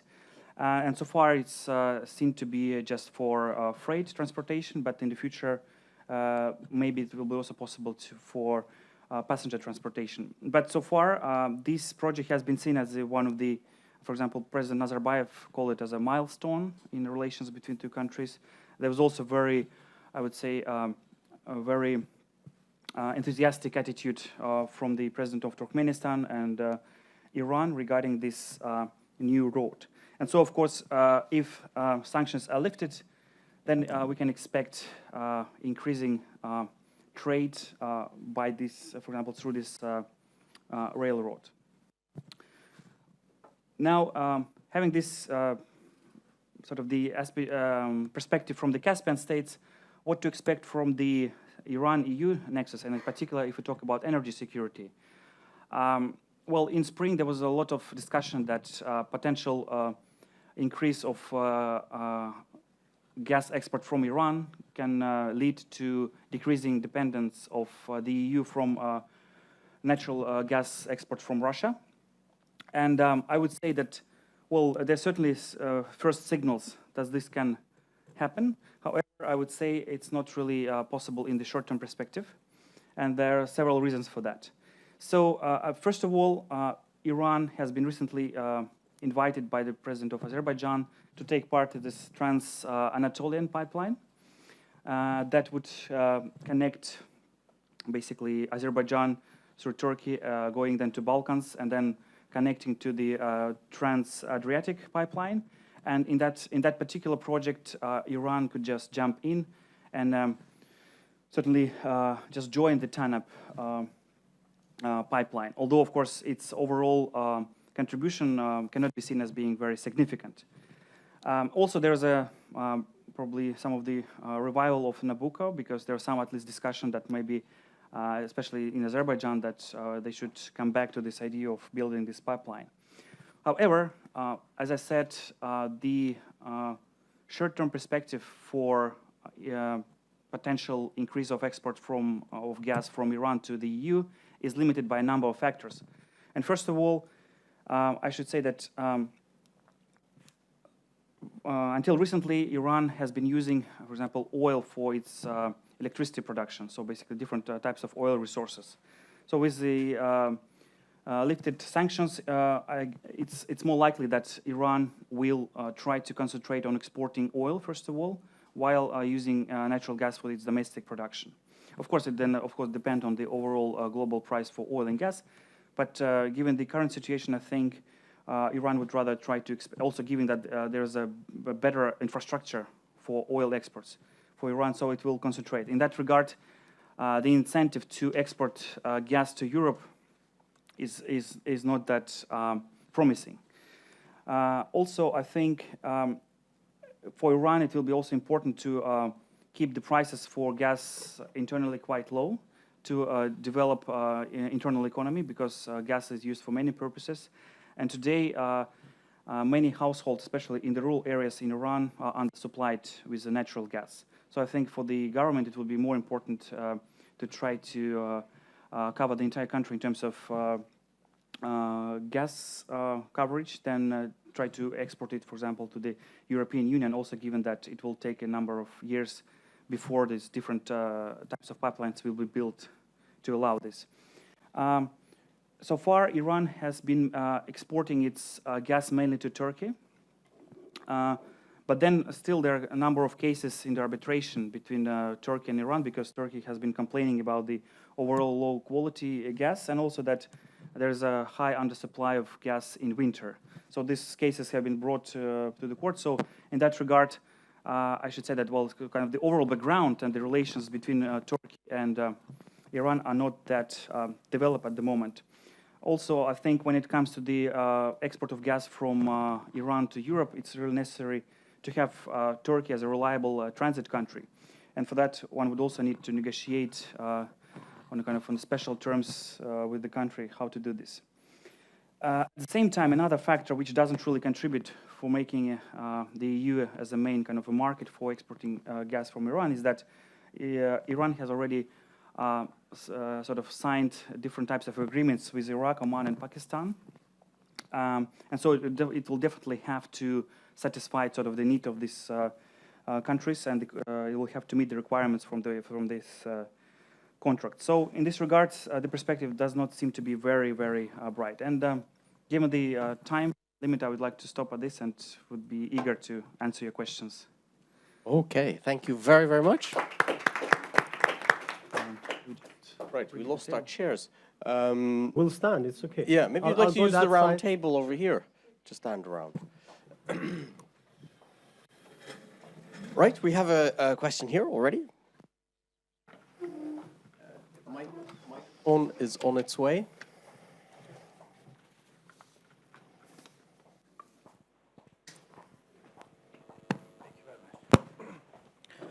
Thank you for both of you for a very extensive and comprehensive report.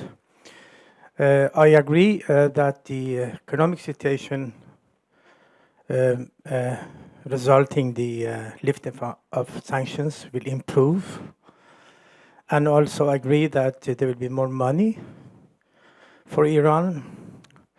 But I am just going to ask a question, because you mentioned a very interesting doubt about if the economic improvement of the regime, because I call it economic improvement of the regime, because Iranians are not going to take a big share of that. Everybody knows. The most of the money is going somewhere else. At one stage, $1 billion some days ago was put in the bank of Bashar Assad from Iran. That is $1 billion for after billions given. So is it possible to envisage that this will improve both the political liberalism inside Iran and also the detente outside Iran? And I am worried for both of them, because putting the money in the pocket of the regime which is released from all the sanctions, this is not necessarily going to make this regime less aggressive, because this regime has an ideology. If you don't like it, don't accept it. The whole constitution, they have a strategy for that ideology. But if ISIS also have a strategy on the ideology, that doesn't mean that one of them is better than the others. I don't want to live in none of this system. But I'll give you one example of Libya. Gaddafi accepted the word pressure and relinquished all his plans for nuclear activities. What has happened? Gaddafi became more liberal, more democrat? No. Gaddafi was much more aggressive, much more dictator, and much more suppressive. So my concrete question is, will that really lead this bulk of money in the Khamenei's pocket? He has already 94 billions, in his private accounts. That is New York Times who wrote about it. So will that really will be conducive to the detente inside Iran or outside Iran? I'm strongly doubting that. Thank you. Thank you. I think that's maybe a question for Bijan. I don't see a question, I see a comment there, but it's okay. The problem I have with your comments all day today is that you just criticize without offering an alternative. What's the alternative? The alternative that you would like has been the sanctions of the past 10 years, and look what has happened. So what we are looking at here is a genuine alternative to a confrontational sanctions policy, which has the potential. There is no guarantee, but there is no guarantee anywhere else as well. The potential of creating a space for reforms, as Rouzbeh said, as I said, that there could be space, and how that space is used depends on all of us. If we keep rejecting Mr. Khamenei, and if we keep rejecting the Revolutionary Guards and other players, then there will be no space. But if there is a potential for engagement from the European Union, from other players, from the Central Asian countries, from Russia and so on, then maybe there is a potential for a thing. The doubt that you have does not justify a rejection of the process. You have doubts, sure, fine. There are certain doubts, everyone has those, but I also have doubts whether the United States is going to democratize over the next decade. I think they are going in the wrong direction. Shall we start sanctioning the United States because they're going in the wrong direction? Let's go with the process, which is a process that is de-escalating tensions in the region between Iran and the West, and hopefully between the Iranians themselves. It's very important to give it a chance. Not giving it a chance has produced misery over the past decade, in my view. It can actually create a new dynamics. Okay, I don't see any. I do see a question. If not, I have several of my own, but go ahead. Yes, thank you. I agree very much with that last conclusion. So that will be my point of departure from my question. Now, obviously, gas can only be utilized in a cost-effective manner in a regional integration somehow. I mean, you need a pipeline. Otherwise, I mean, it's just going to be, marginal, in my view. Obviously, a pipeline is vulnerable to two types of problems. First of all, it can be turned off, like Putin did for a while in the Ukraine when they didn't pay their bills. And it can be blown up, as certain Saudis told me they would on one occasion. So my question actually addresses the vulnerability of this regional integration scenario. And maybe you could address one particular issue that has not been addressed so far, and that is the internal stability of Iran. Now, unfortunately, it's a sad fact that when you put pressure on a country like Iran has now experienced, then the net effect over some time will be to weaken the regime. Some people find that desirable, but historically there is a big risk that the weakened regime may turn into a failed state. And in the case of Iran, I read that, and I stand to be corrected if that's not true, but I read that in any kind of transition period, there has been emerging regional and ethnic diversity. And when you look at Iran, any kind of pipeline will have to cross some minority like Turkmens or, to my knowledge, the most vulnerable place in Iran at the moment is Baluchistan. And if you then envisage a pipeline to Pakistan, it would pass through one of the most unstable areas in the entire region. Another question is how you assess the relationship between Iran and Qatar over the South Pars field. Because obviously you're quite right that it would make every sense in the world for Saudi Arabia to substitute the oil for gas to make more money, and that would take some negotiations with Iran and by way of Qatar. And obviously we all know the political tensions at the moment. Could you elaborate on that? Thank you. Sure. First of all, your sort of conclusion that if you want to take, for example, gas to Pakistan, it has to go through Baluchistan, hence, because it's insecure, let's not do it, is very similar to what the gentleman here was saying.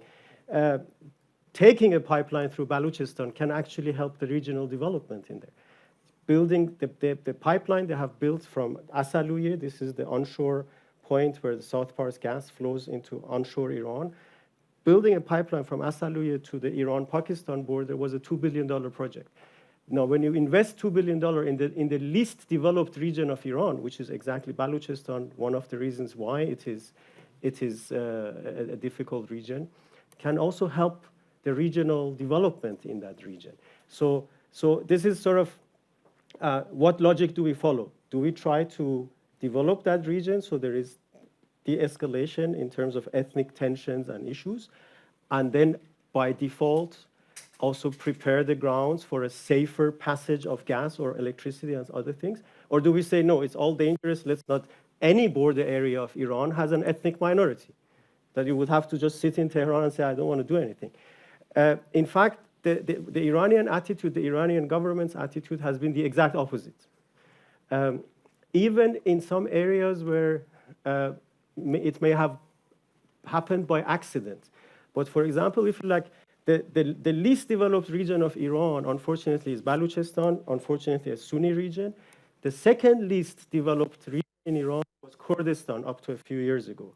Another Sunni community, ethnic minority, with a lot of history and also the desire sometimes also to separate. But if you go to Kurdistan today, it has developed further. Why? Because of cross-border trade with the Iraqi Kurdistan. It was not the intention of the Iranian government, but it has happened. So regional trade and regional exchanges can actually help the economic growth. 10 years ago, you would have not found a leading Kurdish bazari in the Tehran bazaar. Today, you can do it because they import goods from Iraqi Kurdistan, and then they become a much bigger player internally. So you actually reduce some of the ethnic tensions. Insecurity, I am certainly biased, but I would say Iran is the most secure country in that region right now. So there are ethnic groups. I myself, I'm Azeri. I'm not a Persian. I'm from Azerbaijan. I'm an Azeri. And I can report to you about all the grievances in Azerbaijan about what the government's policies. But it doesn't compel the Azeris to go and blow up the pipeline because they are pragmatic enough to know that if that pipeline blows up, they won't have electricity the next day. It's not they don't feel separate from the thing that they want to attack. Some of the insecurities in Baluchistan and also in the sort of Sistan part of Sistan Baluchistan, which is the Shiite community in that region, is cross-border from Pakistan. These are groups, partly unfortunately sponsored by the Saudis, to attack Iranian interests, to create tensions. Those phenomena exist. But inside Iran, despite all the problems, there is a certain degree of security. And one of the reasons, this is important to understand, one of the reasons why the average Iranian is less, what's the right word, less opposed to the current regime than it was he or she was 5 years ago, 4 years ago, is the phenomenon of ISIS, is the phenomenon of the situation in Iraq. We used to, one of the problems we always had is we used to compare ourselves to Europe. We said, why aren't we as good as Germany or as good as Switzerland? Today there's more pragmatism. Say, well, look at the environment we have. Look at Iraq, look at Saudi Arabia, look at Pakistan, look at Afghanistan. Well, we are not doing that badly. So the expectations on welfare, security, and so on have come lower, and that helps reduce some of the domestic tensions as well. I'd like to fire a question at each of you. You said on the... Is it lethal? I don't think so. You said first on the if there is a deal and in terms of gas, which is maybe the bigger story. The oil is the quicker story, but gas is the big long-term story. So Roman's graph of Iran as the world's second biggest reserves of gas. South Pars was mentioned, the world's biggest offshore gas field, and so on. So, and you said the strategic decision hasn't been made. Which option, whether it's Europe or China or LNG for everybody. But if you nonetheless think about what Iranians would prefer, is there any preference? Would they like a pipeline to Europe? Is that a bit like an atomic bomb, which is then a bit like a Mercedes-Benz, a kind of a status symbol, and also the market where the prices are clearly highest, although they are leveling out with China? Or would they like to further cultivate the relationship with China, or they would look to work with everybody? Or would they like LNG, which gives much more flexibility, but you're then increasingly dependent upon the Straits of Hormuz and your whole relationship with the US and Saudi Arabia and so on? So that's a general question. Then specifically, is it an option for Iran, is one of the options for Iran to connect to the Turkmenistan-China pipeline. I'm wondering, Okay. which has been kind of built and then expanded and so on. So that's for you. And then I'm wondering for Roman. Russia has been now for many years one of Iran's main, not allies, but kind of partners, which has been cooperating with relatively constructively. So they support each other in various contexts, and in that perspective, you'd expect Russia to support efforts to reach a nuclear deal with Iran, kind of on a logical, superficial level. On the other hand, if there is a nuclear deal, Iran would become less dependent on Russia. Iran would have many. I mean, it's been dealing with Russia, North Korea, Cuba, Venezuela. It's had a very few countries where it could really have a warm dialogue. And if its relationship with the West normalizes, what does it really need Russia for? So could it be not in Russia's interest to have such a deal? You want to go first, or Well, shall I go first? Thank you for your question. It's actually one of the probably puzzling observations that when it comes to the relations between Iran and Russia. And yes, while Russia has been very supportive of lifting sanctions from Iran, at the same time, you're absolutely right. First of all, when I said about, for example, Central Asia is keen on having a new big regional player to have some sort of more negotiation power in its relations with China and with Russia. So for Russia, there's also maybe another disadvantage of, for example, losing Central Asia. Also another point that there'll be a new big channel for gas export to the European Union, and as a result, maybe there'll be also more competition over gas prices, which may lead also to the lowering of those prices. But so far, I think Russia, while being very I would say persistent as it comes to the negotiations between Iran and the Big Six, I think it has adopted quite a pragmatic strategy. And in particular, I mentioned this goods for oil deal that they signed. And the Ministry of Energy, Alexander Novak, said, I think 2 days ago, that for Russia, it's although it's not really significant to buy the oil from Iran, it's nevertheless very important for us to get a place in a country which can become a new big regional market. So Russia now tries to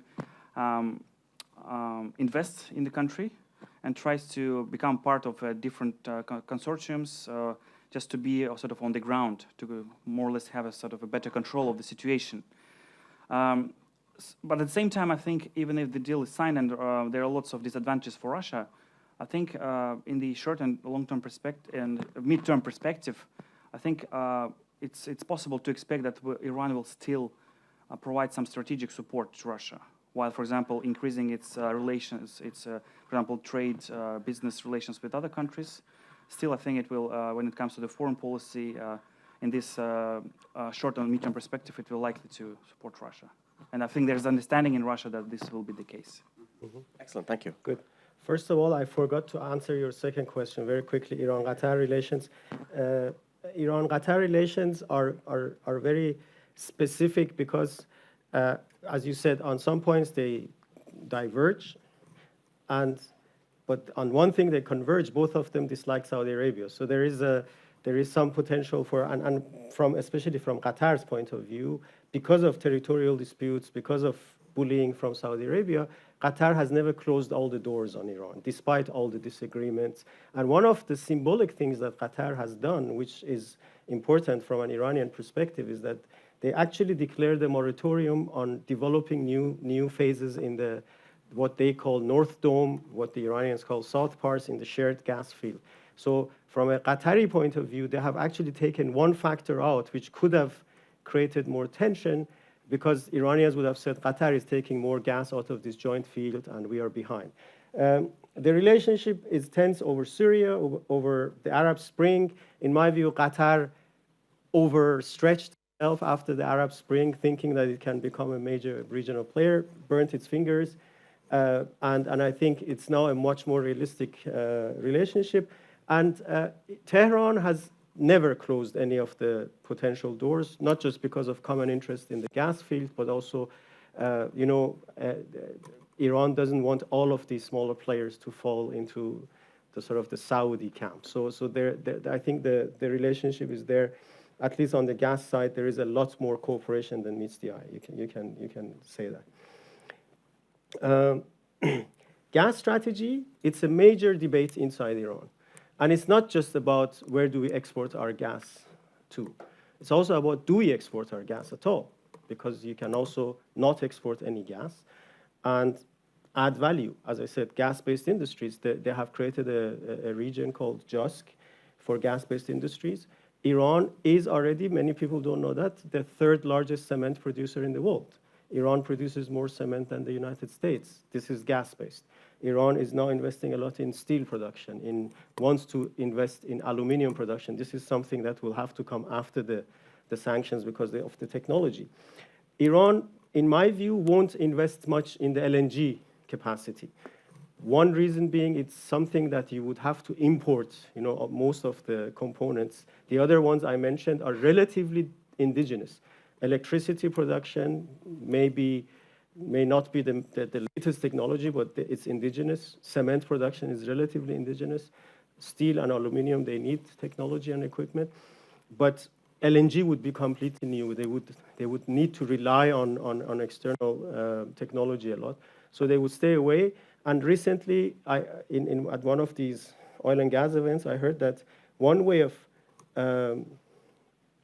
turning Iranian gas potential into LNG is to use the idle LNG capacities in our region. There is idle capacities in Oman. There is idle capacity in the UAE. So you take Iranian gas to those countries, produce LNG, and enter the LNG markets. So now, one of the reasons deciding about export strategy is difficult is that Iran has actually become a hostage to its own success.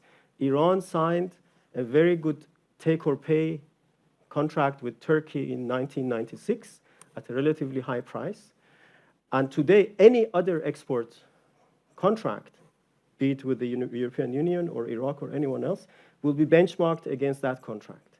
And no one would sign that contract again today. I mean, Mr. Erbakan signed it 19 years ago, but and the Turks are left with it, and they can complain once in a while, but this is it. It's a take-or-pay contract. So Iran will have to find ways of not exporting gas, but at the same time exporting gas. So export it in a commodity. And Iranian gas doesn't have to hit the European Union as gas. It can also hit the European Union as petrochemicals, like it does right now, as I said, steel or aluminum or other things. So they are not decided because it's a very, very complex decision to make. Or more likely than the European Union, China maybe, which uses more and more. And I don't see a potential for Iran connecting to the Turkmenistan-China pipeline. Right. I don't see that. Just a very quick point in complementing what Roman said about Iran-Russia. There are lots of things Iran can buy from Russia, not just nuclear power plants and arms, which are happening now. There are also a lot of oil and gas sector equipment that Iran can buy from Russia when it wants to develop its oil and gas sector. Excellent. We will have one last question. Or do you both want to ask a question? You have a question, and your hand was also. Okay, one short question each, one answer if necessary, and then we close the event. My name is Nika, and I have a question for Bijan. First, thank you very much for your presentation. It's always interesting to listen to you. My question for you is that, let's say there is a deal, and there is a ground for international companies to get engaged with Iran and to do business, and to invest. What do you assess to be the highest above ground risk, or to put it this way, the highest non-technical risks that like a European or an international company with low international experience can be faced with in Iran business environment? Mm-hmm. Thank you. You want to answer now or wait for the other question? Let's take the second one. Yeah, okay. My name is Mojda, and thank you, Bijan, for the very perfect presentation. I'm going to bring the same question as you said about Russia. My concern is China. How do they react if there is a deal? You know, when the Western company left Iran, still we have Sinopec and so many other Chinese companies. They have their main offices there, they have their activities. But how do they react if there is a deal between Iran and six? Thank you. So quick answers. I have been on the record saying this, that even if all the sanctions are lifted and there is no nuclear-related sanctions risk, there are two things that you have to observe as foreign companies and as a risk. First of all, operational risks. Iran is not an easy country to operate in as an international company. The sort of different technical issues, different operational issues, legal issues, and so on, they all remain, and that's why I mentioned them. All these legal frameworks have to be tackled if international companies are to be back and to invest in Iran. It's very important. So sanctions will be just one impediment. Other impediments will be on the horizon. But even with sanctions, a key risk will remain.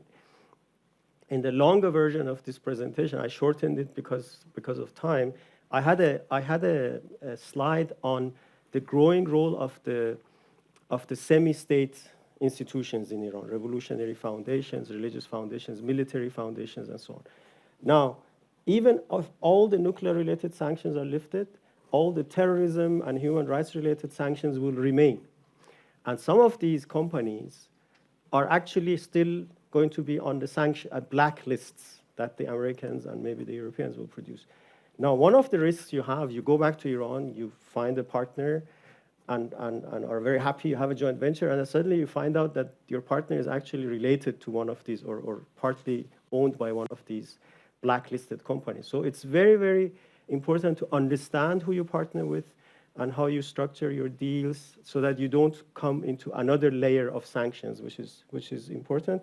And one just last element, I believe even if all the sanctions are lifted, first-tier banks, international banks, are going to be very hesitant to re-engage Iran because of other issues, corrupt practices acts and compliance issues and so on.